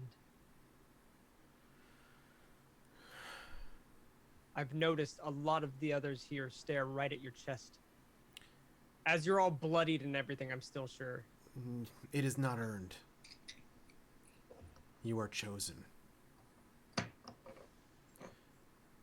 The overseer decides as to what his or why. I believe that is unique to the individual. For myself, I wouldn't entertain the narcissistic idea or entertain narcissistic ideas as to why he chose me. He just did. Perhaps it was my... What's the word I'm looking for? Ambition. Does a power come with it? It has its benefits. A power that can defeat the evil creature? I shake my head. If I knew that, we'd have our answers on our hand, I believe. Tonight, Perhaps something to ask the overseer then. Thonk kind of nods and agrees. Yep. I'll be taking Vicelor to meet with them tonight. And for that very reason. CX nods and quietly walks with Thonk to find the others. Yeah, I imagine we'll find Vicelor first, since he's not outside. You see me parading like just a group of orcs and showing them how to check for the dust in the water. How many orcs, Scott, does he have, like, following him around? Specifically, my apologies, who? Oh, Vicelor said, he said he's, like, walking around with orcs, like, as he's... Yeah, Vicelor, you tell him what... Oh, what that got a one posse of one orcs, orc like, is going like your about the buddy. dust. Oh, so that it's just one one? orc- You've got one orc following him? Yeah. And he's like, again, he's like the dumb one. Like, No, oh, I- yeah, dust! I've got a high charisma. What can I roll to get more than one orc? Charisma check. Roll a one. We're gonna have all Would these that be like a orcs. pers- Where's the dust? Yes! You got- Just the one orc! And what you don't realize is he's the orc nobody else likes. He's the one that sits alone at lunch. And I'm you're the sorry. weird kid that joined him. Oh, me in high school. Oh. Me in high school. Me now. 5% chance. I did it. I like how we Yes. go from getting a natty 20 to a 1. That was a great job. Wade. You That's did a it. second- Because, Pat, you're an amazing person, Pat, and your character deserves to have incredible moments of success. Thank you. Not Wade. I Well, missed I'm very happily parading this one around and talk.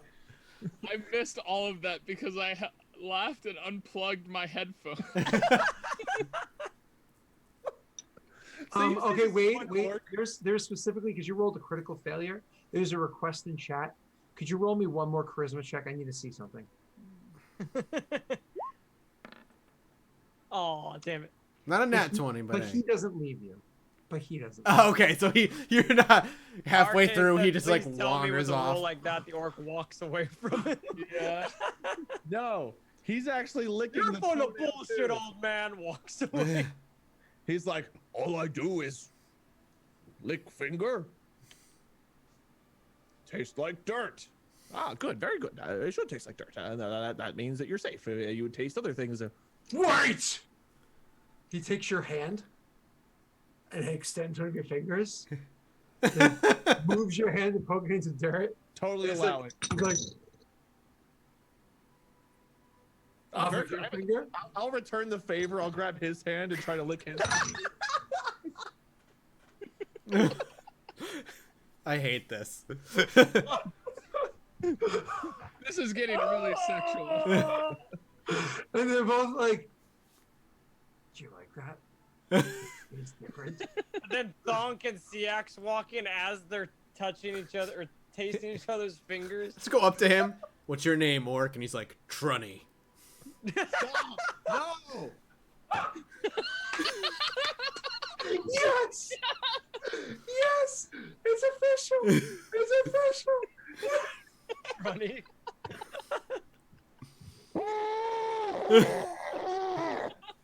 So happens when you natty one your charisma check, Wade. Just end the stream, we win! Oh, Game wait. over. But you only get that name after you licked each other's fingers. Wait. Chat, roll how hot Trunny is. It's not. Trunny is Roll how. Trunny is a half Do we orc. roll a charisma check? or Yeah, what? it was just a flat charisma check. Which the orc has a charisma of 9. Yeah, So, he's probably not a pretty boy. Let's see how hot Trunny is.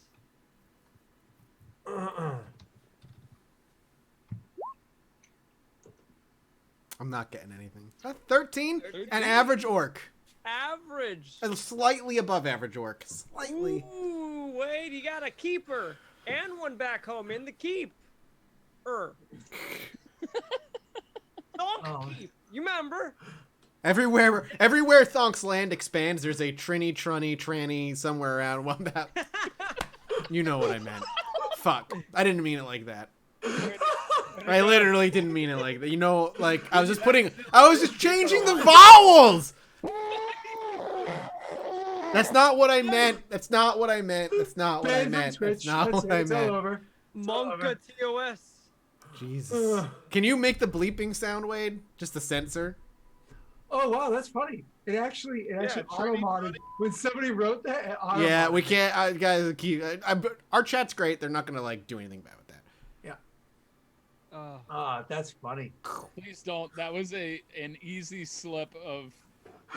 I was just thinking of like, oh yeah. Anyway, continue. Anyway, Trunny is there. Speaking of slip of the tongue, what are you and Trunny doing next? No. So you guys are able to reunite with one another. One of you guys, enjoying the sun, the sun-kissed scales outside. The other one hanging out with Trunny, and then you having somehow after you don't even know what the fuck transpired inside that room, in game. Obviously, out of game you do. Despite all of that, he complimented you when you came through here. So somehow that transpired for you, Pat. And then I don't know that though, right? No. Oh yeah, okay. Well, he spoke that one in Orcish plus 2. I don't think I was close enough, maybe.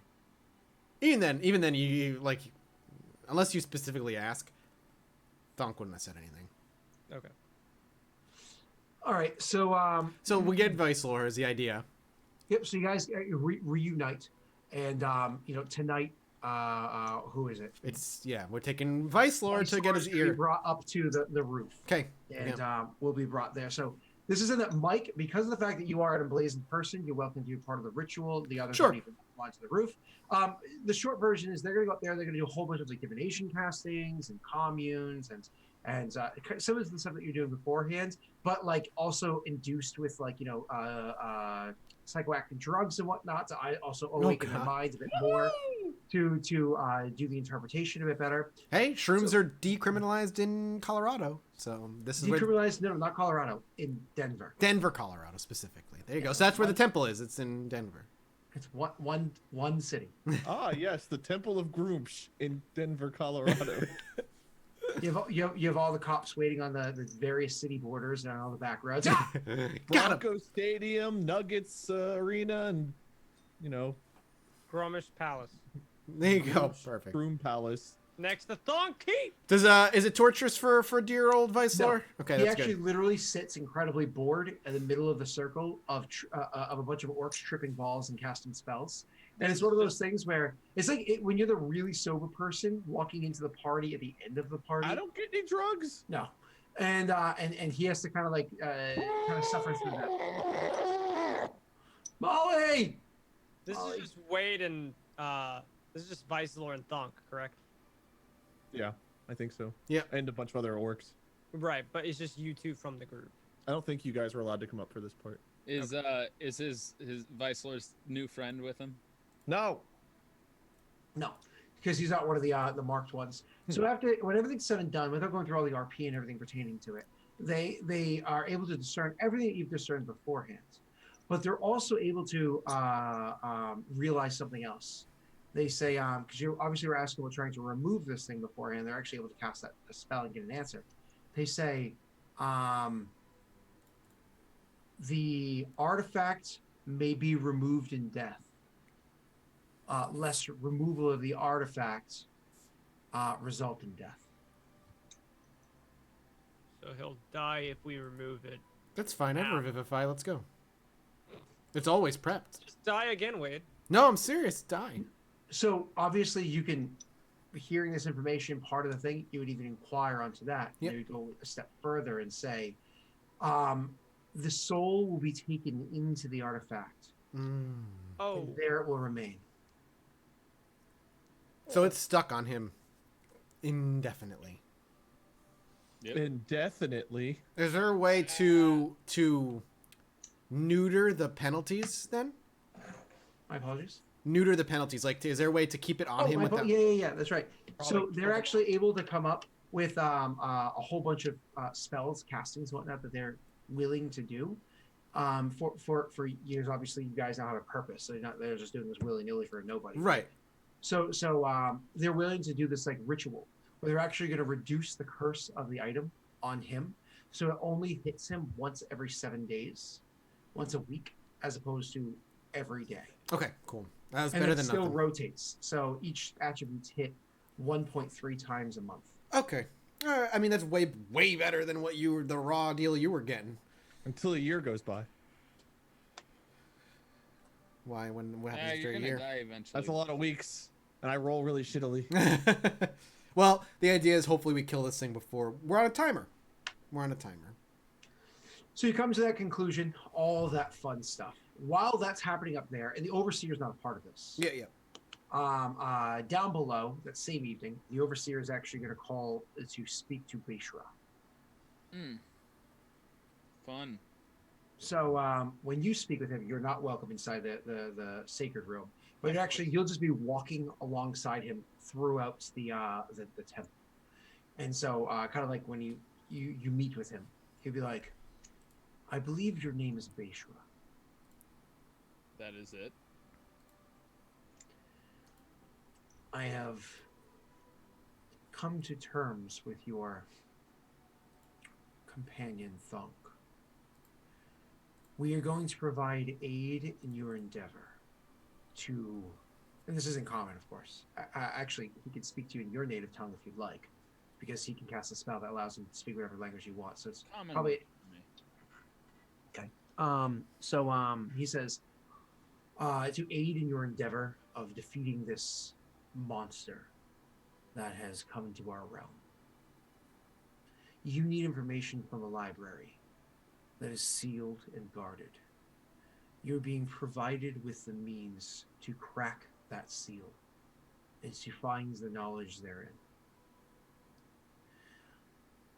To spear this force, we will have Thonk at the head, but he's going to need others in charge of the various groups, the armies that are fighting. You are, and this is incredibly uncommon, being given soldiers, barbarians, orcs to fight underneath your command. They're not going to be happy. They're being commanded by you. Yeah, I know our history. But they will listen to your command so long as you are not asking too much. What are you implying? We are orcs, not what you are. And so we do things different than how you do them. Yeah, you can't hide worth shit. They will follow your command on the battlefield and off. But there are certain things that they will need to do, certain tactics they will have to use, and off of the battlefield, certain impulses that they're going to have to let go. An orc can live peacefully next to a neighbor of any filthy race without ever having to raise an axe or a hand against that opponent. However, in times of war, our rage is not something that is held in check deep within ourselves. It is our flesh. It is our soul, our very being. And so when they lash out and have their moments, you will need to suffer through that. But from what I understand, the entire force will be under the command of Thonk, and Thonk will not allow certain other rituals to transpire. You will have to make concessions. That's the word I couldn't think of beforehand. You will have to make concessions in your leadership, as we have to, in taking Thonk as our leader.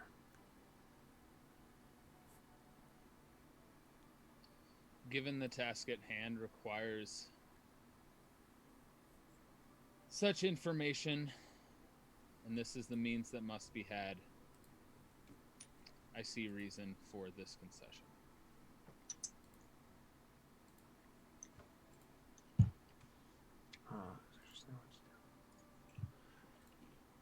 We cannot fail in this task.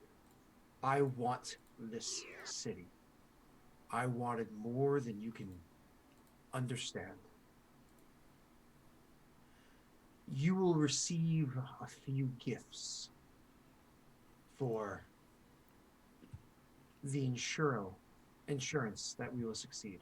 To ensure that we succeed, rephrase. At this point in time, it stops and opens like a chamber. And inside the chamber, you can see this is where a lot of the loot that the orcs have gathered over the course of their conquests throughout the region has been brought. And he goes over and he's going to lift up a cloak that exists there.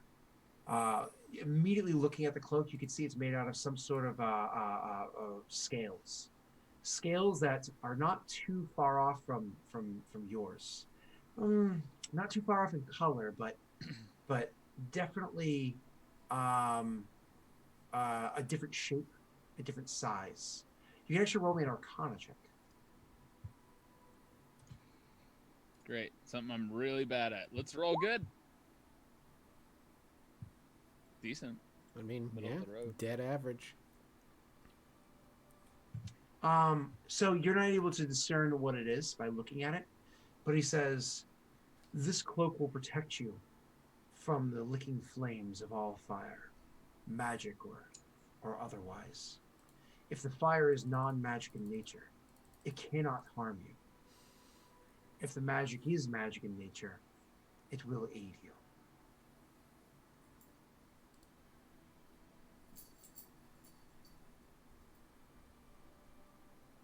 All right. So wait, if it's fire, it won't harm him. But if it's magic fire, it will aid me. So more or less resistance against magical fire and immunity to non-magical fire. Yeah. You're half of me. I can't do the magical part, but I can give you a hug while I'm all flamed up now. Oh, hot hugs, Flame on! baby. So we can cuddle. Great. You could be Tronny.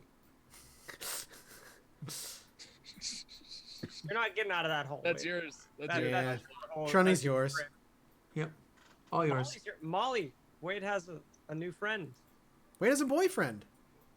They put Yeah, they put each other's fingers in each other's mouths. That's all we did. That's it. They just no. What happens? They lick the tip, just the tip. Though. Yeah, true. Well, yeah, 'cause that's where the dirt was. Yep. So moving on. Tyler, he also goes over to another table and he lifts up a very wicked looking dagger, a nasty looking dagger. And you can see the dagger he picks up. It is almost serpentine in the way that it looks. Once again, the grip of it seems to be made out of scales. The blade of a very, very finely crafted steel. And he hands you the dagger and says, I understand that your approach to combat is a little bit different from those you'll be leading. But I believe that also means you'll be leading from the front, even if not seen. Don't die. They won't save you. And he hands you the dagger. I don't need saving. You'll eventually discover that that is a dagger of venom right there, which is a powerful magic weapon. It's actually rare, so a very powerful magic weapon. And then beyond that, I think, was there anything else? Let me just double check really quickly. I don't. Give me a magical rare. Oh, and then he actually goes over to another area and he's like, I do have one more thing. But for you to take it, you must give something in return. Your tail. He picks up off of another table a silver tooth. You can tell just by looking at it, the tooth with its root and everything still on it, and a little bit of blood still on there too, the long since dried and old. The tooth clearly looks like a lizard folk's tooth. But it is made out of silver, despite still having a root and a bit of blood on it. You can use it to kill vampires. No, be a vampire. Before doing anything, he'll ask, "What purpose does this? What aid does this tooth present?" It is of your people. It makes you better. Don't have to brush it. When you do a flip off a building, you won't fall on your face, maybe. Beishra, of his own free will, will grab his normal dagger and open his mouth, presumptuously knowing exactly what he wants, will dig in and pop out his own tooth. I thought you were gonna cut. Not an easy thing to do. I need you to do me two favors. One, roll me a strength check. You Yep. successfully pull that out. A regular strength check. Correct, sir. All right. You got that tooth. Use that venom dagger. Yeah, you can pop the venom dagger in there, you know. I'm sure I won't do anything terrible. No, that won't poison Nothing. you or anything like that. Nothing So- long term. You are able to you're gonna have to try again. So you grab at your tooth and you're ripping at it, you're trying to pull, and it does not pull free. Reroll. Yep, reroll. Ooh! The Sexy. whole jaw. What is with why? Like, Tyler, if at first you fail, you will nat 20. I'm not crazy, is right? important, Like, this is important, Tyler. I feel like the because past 4 sessions we've been rolling a ton of natty 20s and natty 1s. this Constantly. actually got happens one by of morning those session. Again, roll 20 is off right now. Something about its algorithm, something about its coding is off right now. Everything, the rolls feel off. Certain things that normally function aren't functioning. It's just off, but it's still Yeah, fun. I'm not succeeding as much as I should be. So you know what we need to do is everybody needs to get a second camera set up, and we need to portray both our camera, and then like a little like pip like over here with like our dice rolls. Yeah. No, yeah. I got Honestly- right here. There's a Star Wars. Never mind. Wait. I So have some Binding of roll me- Isaac dice. what? Oh, Binding of Isaac's I have the card Binding game. of Isaac dice. Dude, It's great, right? Great card game. I've got my entire deck right here. Yeah. And all my little dudes on my desk. Tyler, roll me a Constitution save. I was figuring that was going to be it. Oh, Jesus. That's what I'm talking about, man. Like, Even, what? I couldn't even see it. It rolled under my. What? 1, 2. You ripped out your 2, tooth. 3, 4, 5, Which 6. rolls 91. You ripped out your tooth, but in doing so, you shattered it. Ugh. So your Yeah. mouth is free bleeding right now, like it's just pouring blood that you just got Oh, God. swallowing. And he looks at the broken bits of tooth that you pulled out, and he's like, I said you're going to have to leave something in return. Because if you're successful in your endeavors, if you become a creature of significance, not tomorrow or the day after, but in your time, what you leave behind here will become another bit of power. I'm going to need the other one. And you have to reach in and grab the other bottom fang, the other canine from on the side of your mouth. Do it. Do Hey, it. we know they do great regeneration rituals here. You're gonna love it. Yeah, That's CX I had was wondering about. CX had a great experience actually. I did. got a It was strength it was throw like again. a sauna. Leg You should go try it. plus bonus horn. Deep tissue massage. I'm extra horny now. That's true.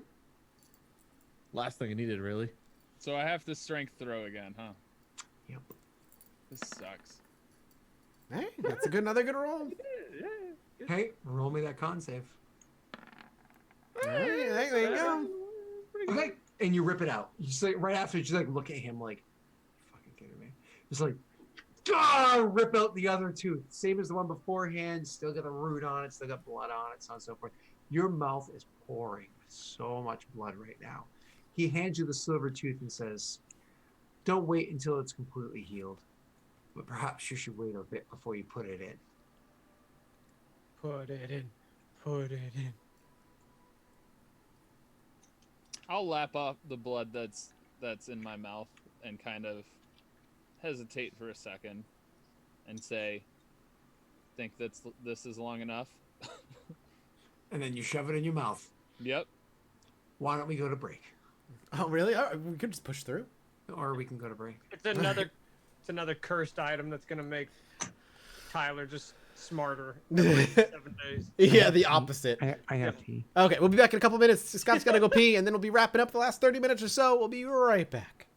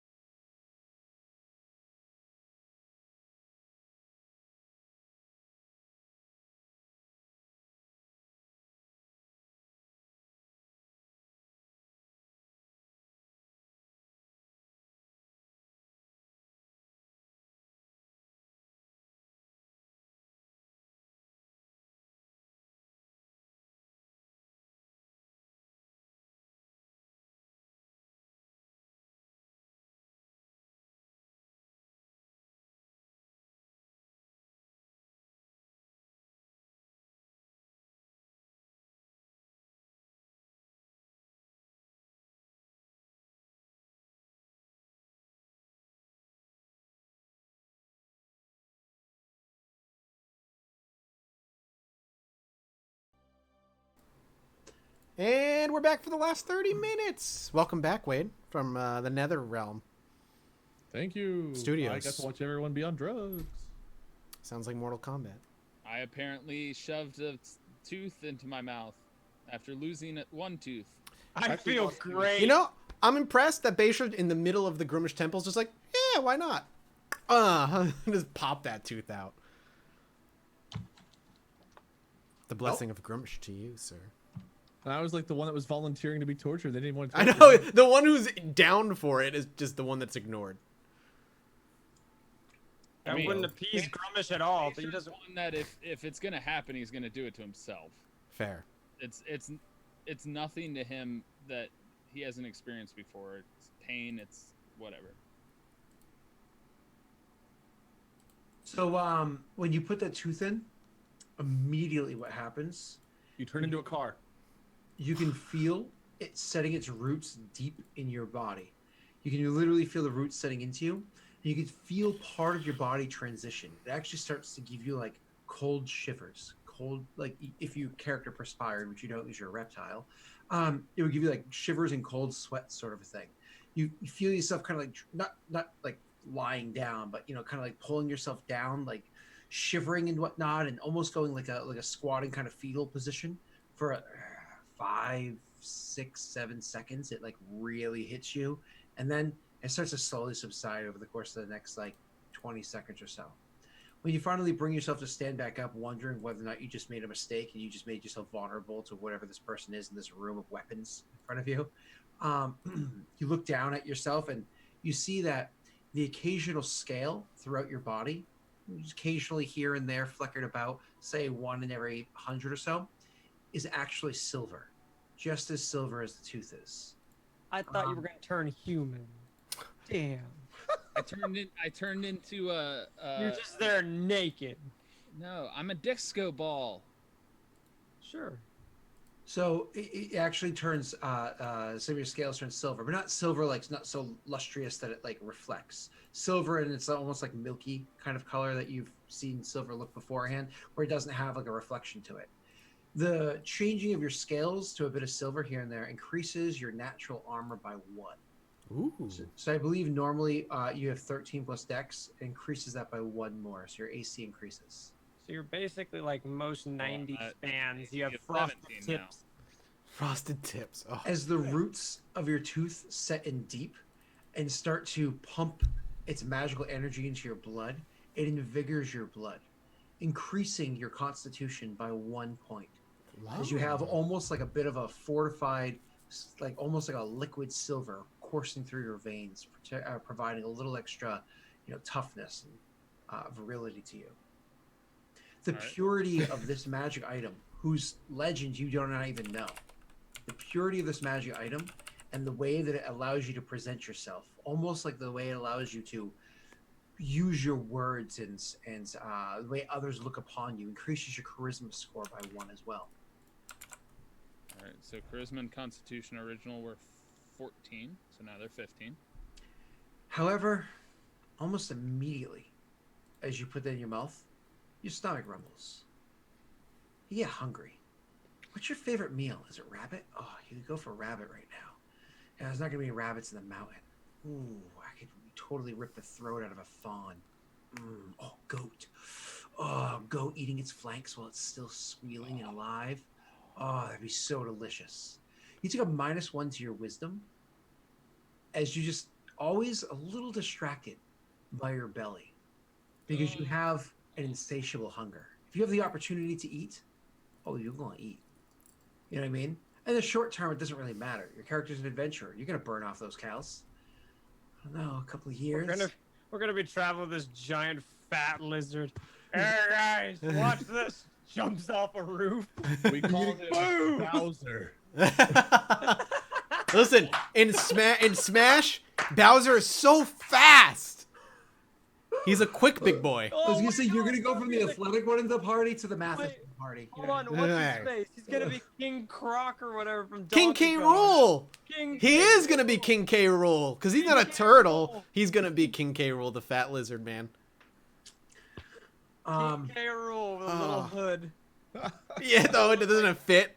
Yeah, a little tiny one. That wisdom hit hurt because it changed my modifier from a 1 to a 0. Yeah. You can Yeah, get we it need some back. fan art. Yeah, fan art of a King K. Rool version of Beishra. Yeah. Wisdom's not that important, is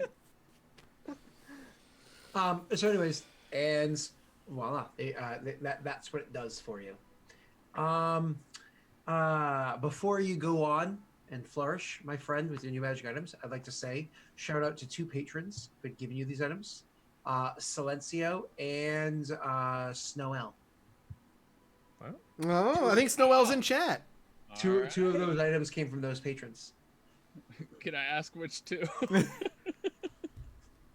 Yeah, who came? What came from I who? won't tell you. I won't tell you what came from who. I'll just let you know that's that. Okay.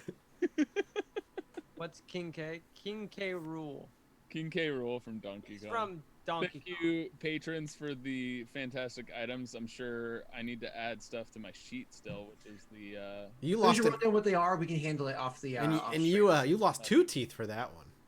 Yeah. I did. Yeah. You could go Did he through lose a any rejuvenation. health from- Did he lose I- any health from bleeding out a little bit? What was that? I'm sorry. Did he lose any health from Nah, bleeding nah. out a bit? I mean, it doesn't because he could just go. I expend a hit die and heals. You know what I mean? How about it? You lost a hit die for bleeding out. You gain it back when you sleep. You're good. Why does everyone talk like this? Just out of pure greed, I'm just gonna be like, "Hey, you got something for my other tooth?" He just shakes his head. It gives you a cork. And so at this point, That'd be Neil, great, actually. At this point, Tyler, I'd like to invite you to fuck off, and and we will bring our attention to the next person. No, you should have said yes. I can help you, but I need another tooth. Had him knock out that tooth and be like, now that one goes into your hole. That's what I would have done. Just a But cruel. he's not a comical character. No, that's true. You're right. Um, Get the stupid orc. yeah. Oh, me give you me tooth. They're like one big tusk. I would take it. That would be great. Does have dirt. He licks your tooth. So, anyways, Syax, when they speak with you, they tell you. Sorry, what he doesn't speak with you. What he simply says is that he simply sends you 2 gifts because of you've shown some fortitude. You've already received a gift, your fucking leg, and you're welcome. And my horn. And my horn. He gave you the horn, and My balance is restored. one gift you are getting for reason X, and the other one for reason Y. So one of the gifts that's going to come to you is actually going to be a coin, a large coin.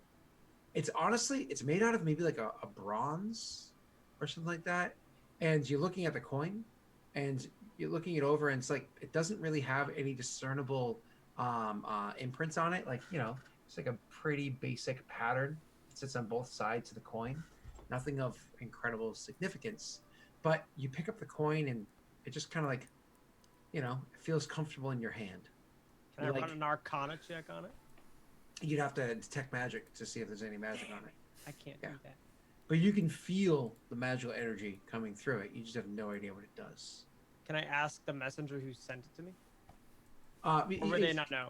It was yeah, probably it's- wrapped Yeah, it's coming from the overseer. overseer. So it's like the coin. You don't know if something like this is coming to you because specifically it's like good for you, or coming to you because it's something that they have it in the vault. Let's give you something. So it was one of the items that came your way. Give me one more. Sorry. And the other thing that is going to come to you is a.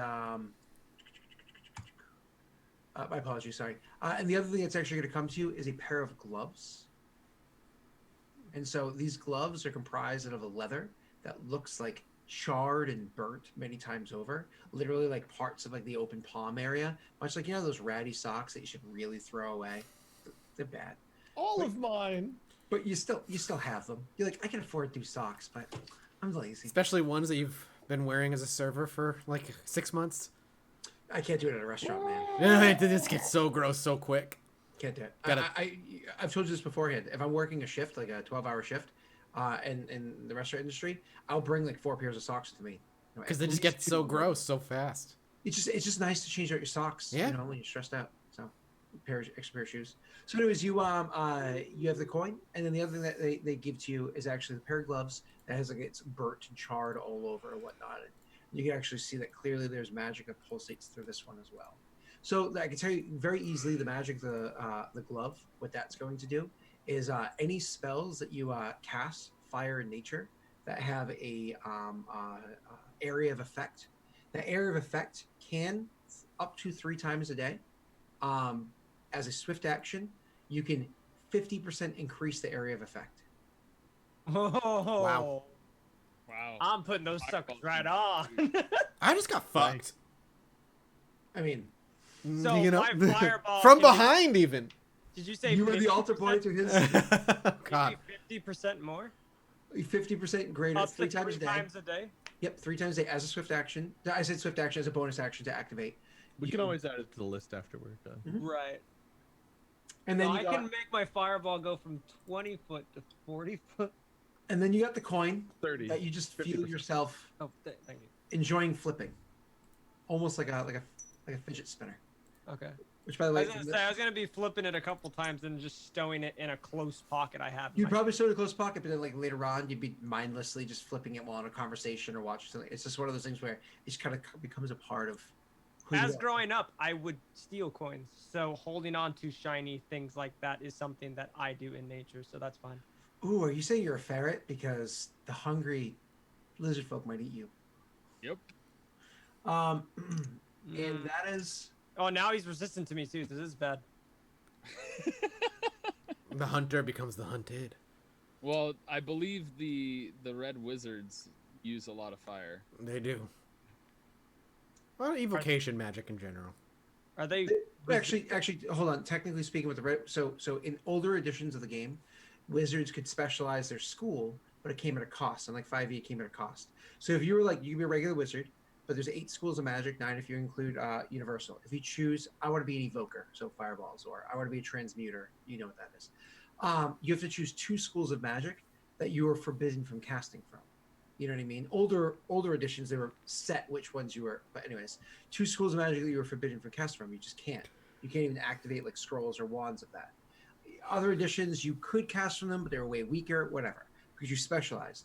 What red wizards would do, and you got some benefits for it, right? Red wizards, which was a prestige class that you worked to get into, they hyper specialized. They chose a 3rd school of magic out of 8 that they couldn't use, but that one that they were good at, they were really good at.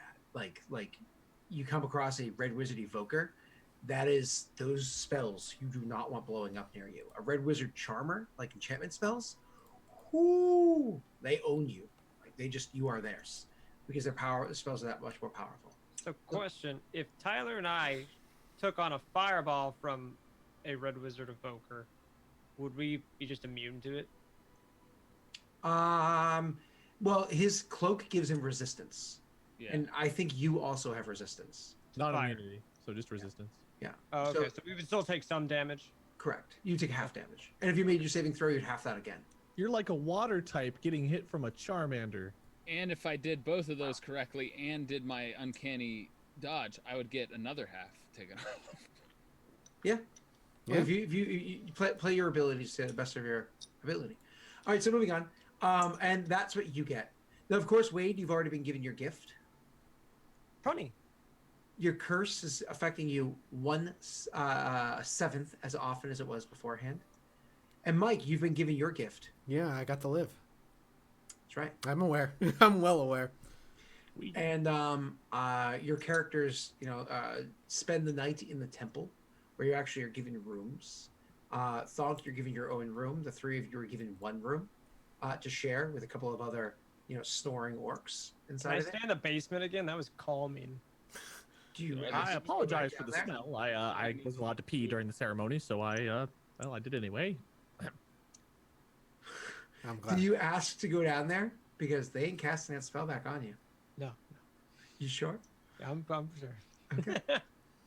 Because you saw your intestines last time you were down there. So Can I ask? Am I in the presence of the overseer? no, not at the moment. Not Those at were the- sent to you. He did not grace you with Okay. a conversation. I wanted to speak to him on if there was any spells that he knew of or anybody knew of to help restore memories So we can bring that next time. the next day.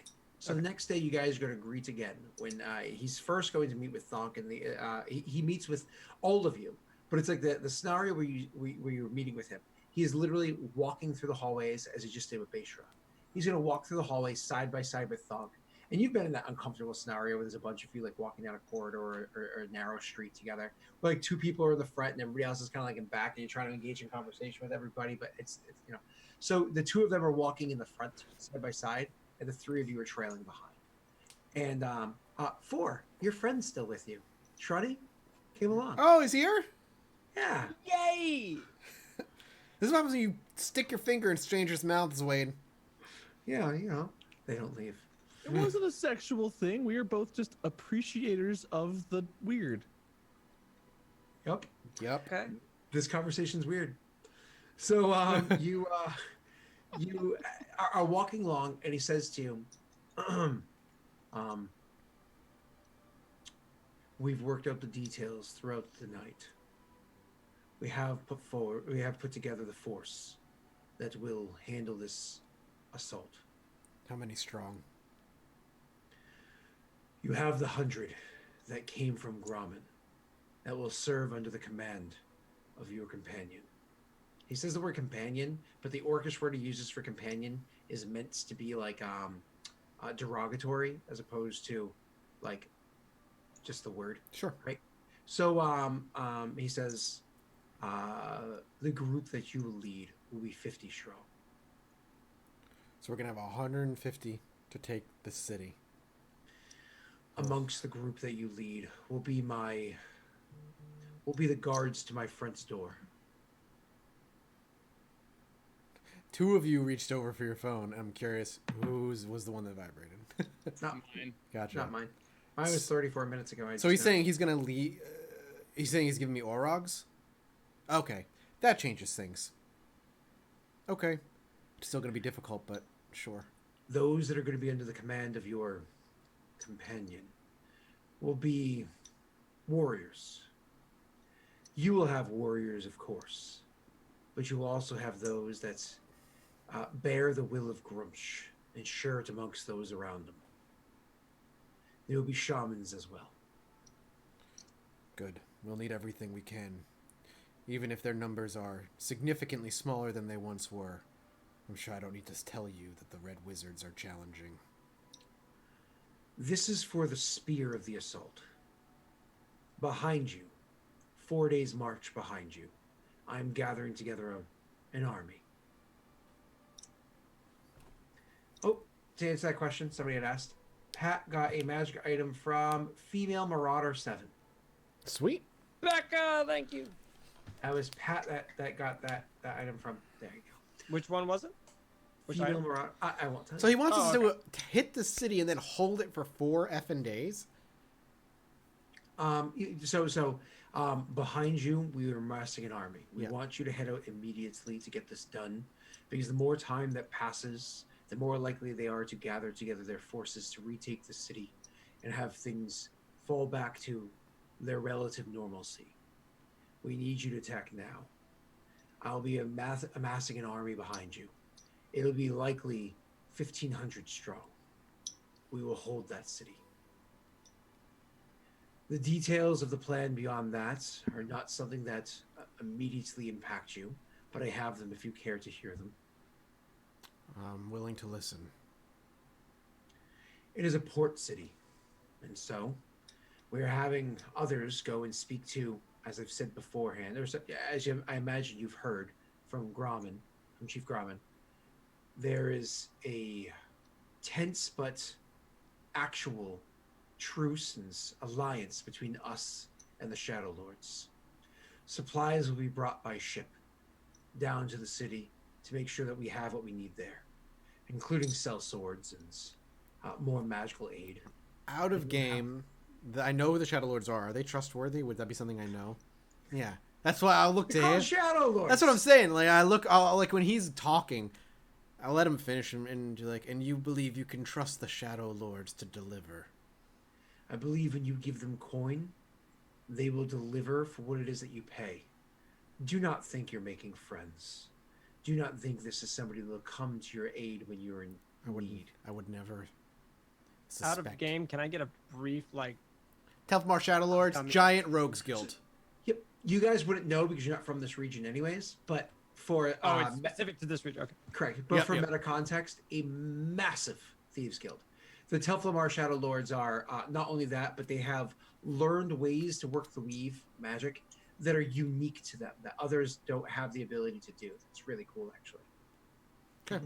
Well, then I'll just be weary regardless. But okay, so we'll spearhead it. An army of 1,500 behind us and supplies coming in via port. Okay. It's going to be difficult. But From there, the plan gets a little bit looser, but we'll do what we need to do. We will hold the city and expand our reach. And you said we're too far away to be able to hear this conversation. Yeah. We're not whispering. I'm definitely not whispering. I mean, you guys are going to be privy. Oh, no, not too far away. You can hear it. It's just that one of those awkward, you're talking to the back of their heads. Yeah. Is it in Orcish? No, in common. Okay. Would I be able to just interject and say, Absolutely. and what if the monster makes its return onto the port? Then it looks like you have soldiers to aid you in your fight. More food. CX. That's not necessarily a good thing. CX kind of takes a longing, meaningful look at Thonk, as in like, Thonk, we'll let the look linger for a few moments before he says, "We're at an impasse, CX. The information we need to defeat this thing lies in that city." I understand, but it's the lives of the orcs that are coming to aid us, to help us find that I am worried about. They know Unless the creature knows that we are bringing a lot more people back to the city, it is unlikely that the creature would Think strike it will twice fear us? in the same place, as it's already devoured all of the people there that it wanted. So I find the odds of it attacking again unlikely, unless my connection to the creature has given it some insight You've into heard the overseer. They're sending even mages with us to go there. Yes, That's again, been more cannon fodder for it to take. Again, possible, but it could have struck here already. It could have struck a lot of places. There are other magical places around the world that it could have hit. Then let me pose this: if this thing does return to the city one way or another, would you prefer we had a wall of willing sacrifices buying us time so that we can pillage the library for the knowledge we need, or would you rather the roads be empty and we welcome him with open arms? These orcs know their purpose. It is to serve Grumish, and to serve Grumish is to die in battle one way or another. Syax. To find yourself dead on your knees would be a shame. To find yourself dead on your back, your might stolen from you, would be a disgusting way to serve Grumsh. They will serve Grumsh the proper way, with a weapon in hand, facing their foe eye to eye.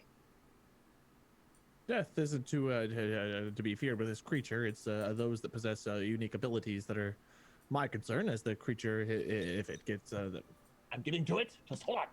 The creature gets hold of them, then it could gather their properties as it did with our druid friend. Regardless, dying in battle and dying with honor of sorts, I respect. All right, Thonk to that will give you a very obvious nod of like respect. You have one more task that I'd like to put before you, because I think it would benefit to all of us if you can find the time to do it. You'll be traveling south, of course, well past the Thesk Mountains and beyond, but you will come across the Dragonjaw Mountains.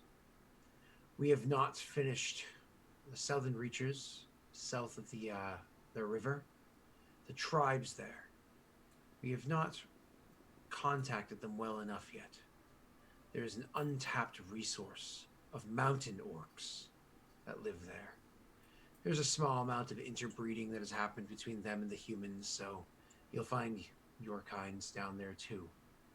But the mountain orcs are large, strong, powerful, and could potentially bolster your numbers, especially if what you're bringing them is war and not land. Thonk just nods and says, if it's Grimsh's will, it will be done.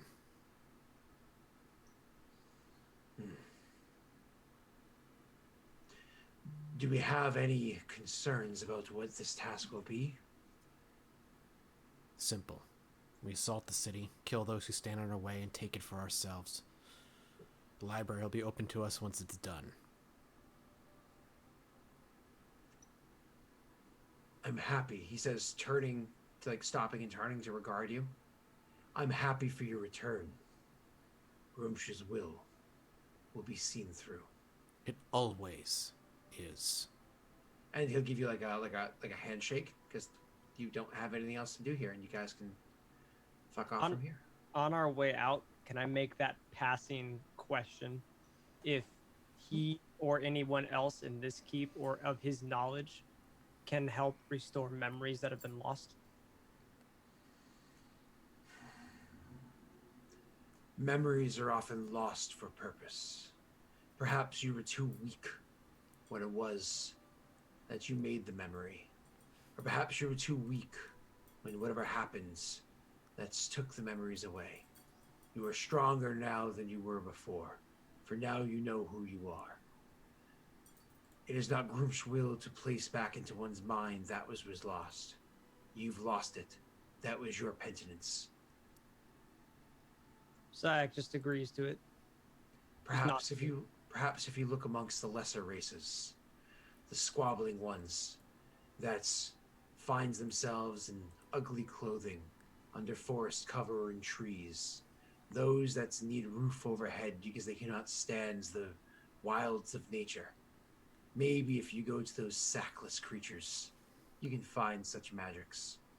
They cling on to every aspect of who they were because they cannot bear down who they are. Sayak just agrees and thanks him for his time. And you guys are able to leave once again. This time, of course, to head back to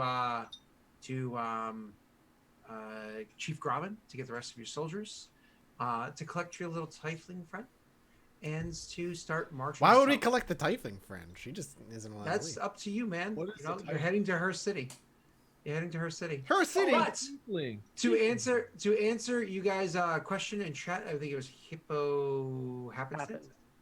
And anybody else that might be curious, you can over on Patreon set it up so you can send items to the party, but they don't have to be specific. Like generally speaking, people. And what it is when you join, there's a special channel in Discord called Shh. We call it the campaign because we never renamed it. Shh. Patreon items. When you're on there, you can actually speak with me and the rest of the patrons that are on there as well, and devise a magic item for the party. Good or bad, it can be bad. There are bad ones in the party now. They just haven't realized it yet. And that's more than one. But the item, I might not do it 100% as you ask for it because of balance or what the case may be. But generally speaking, I'll have a conversation with you about that, and then I'll kind of like use Can I make one request? decisions from there. Can Trunny come with us? Because now we've got Trunny. What? Well, it's one of the 50. Donate to the That's one of the Patreon. 50? Oh, heck yeah. Yeah, it's one of the 50. Come on. Yay, he's coming Make with him us! donate to make this shit happen. Best friend is coming with us! And Ryan. on that, Trunny will never go away. Thanks for Until- watching, everybody. Oh, thank God. Trunny It was and good to play Trini. D&D again. Maybe Yay! Trunny and Trini can go off and Actually, I'd be okay with that ending. I'm fine with that. They both dig you, Wade. You guys Yeah. get the lovely- Oh, you could have, like a great little modern family type thing. Let's see. So Tiefling is when you mix a human and a what is human blood, and What then is it? Tanaruk is Tiefling. Oh, okay. Tiefling. Tanaruk, and it's a GIF too, right? Tanaruk is what you call when you mix an orc with a little bit of Demon blood. Oh, that's cool. What would you call then- demon blood, human blood, and orc blood? Wade! Tana type. Tana type. Thanks for Type watching, rook. everybody. Type rook. We'll be Type back. rook. Hey, we'll be Type back. rook. We'll be back tomorrow night with Dark Sun, myself, Wade, Scott, and Crank Gameplays. He'll be here as well, I think, right? Should be, yeah. I imagine so. I hope so. His hairy little hobbit boy, little halfling boy, will be back tomorrow. And then we'll be back with this campaign next Wednesday. So thanks for watching. We'll go around the room. People can tell you where they can find everybody. I will have to say, post you later, there is no mix between human and whatever race you were trying to write there, because that race doesn't exist. Doesn't exist in the world. Dragonborn. No, that doesn't exist. Dragon Brawn. I'm not sure what it's meant to be, but it doesn't exist. All right. Works for me. I agree. I particularly not a huge fan of the Dragonborn. Wade, where can people find you? Well, tomorrow I'll be back here playing Mortifer, who does not stutter. Mortifer is much too proud for that. And I don't remember exactly what our adventures are over there either, because it's been so long. Still since dealing we with that played. obsidian mine creature that's in there. Yeah, we're dealing with some crazy shit. If you guys haven't followed that campaign, Mike and I have some very crazy power, but now we're also dealing with a bunch of crazy stuff. That'll be a lot of fun. Generally, every Tuesday I do a podcast with Mark and Bob called Three Peens in a Pod, but that's been on hiatus for a little while because Bob's been moving to California and Mark's been filming stuff I can't talk about. Other than that, YouTube, Lord Minion 777, Twitch Minion 777. I'm doing a charity stream for St. Jude this Friday, 2 p.m. Eastern till at least midnight Eastern. I'm trying to raise, I think, at least $5,000 for St. Jude. I will have more details about that probably tomorrow for everybody. Sweet. What about you, Mr. Tyler? I'm Apocalypto_12 on most, if not all, social medias. I don't have a Tumblr, so if you think that's me, it's not. But on Instagram, on Twitter, all of that. I also stream on Twitch, which I have been on hiatus for personal reasons for a while, but I am twitch.tv/Apocalypto_12, where I do some talking streams and also play a lot of games with friends, and just kind of have an all-around fun time with the #SmileAlways being my main thing. Hell yeah. Mr. Patrick? I'm Patrick Static everywhere. Patrick without the I. I can be found on YouTube, Instagram, Twitch, all that fun stuff. I've been streaming a lot of Sea of Thieves lately. I started this brand new game on YouTube called Void Bastards. Not a very fun name, but it is a mega fun game. It is a rogue action strategy shooter game. Mega fun. I'm probably going to be streaming a lot more of that soon. And I'm here every Wednesday as Syax. And Scott. Hi, I'm Delric. So over at my channel, I have my homebrew world called Aurorum. It's Aurorum Kingmaker is the game we have going on right now. The party's almost done lifting the curse of the land, so they can start laying the foundations of their actual kingdom, because they're literally building an empire, as well as just regular plain old D&D playing, technically Pathfinder. I'm almost done putting together the cast for my secondary campaign that will be taking place in the same time in a nearby area in the same world. I don't know if that campaign is going to be Throne Keeper or Regicide, because we haven't decided amongst the party which story arc they want to go down, Throne Keeper or Regicide. But that'll be taking place as well. But also fun, occasionally I'll be doing one-shots in the same world, doing the other story arc that I was talking about, but a chopped up version of it. And we're going to have all those different little campaigns with different casts and whatnot impacting each other real time in the world, you know what I mean? And who knows, maybe occasionally, every once in a great while, different party members will meet. Maybe they'll be guests for each other. Or maybe they'll actually have to face one another in a bloody combat where you can see where your hero lives or dies. Anyways, it's going to be fun. That's what I'm working on. That's what I'm doing. And on that, you can always watch the VODs here immediately after if you're a subscriber, within 48 hours for free if you're not over on the YouTube channel, which you can command VODs and the link will pop up for you. You can check it out. As I said, we'll be back tomorrow night. Thank you all so much for watching, and we'll see you next time. Bye-bye. I was hoping. Next time, I'm the host.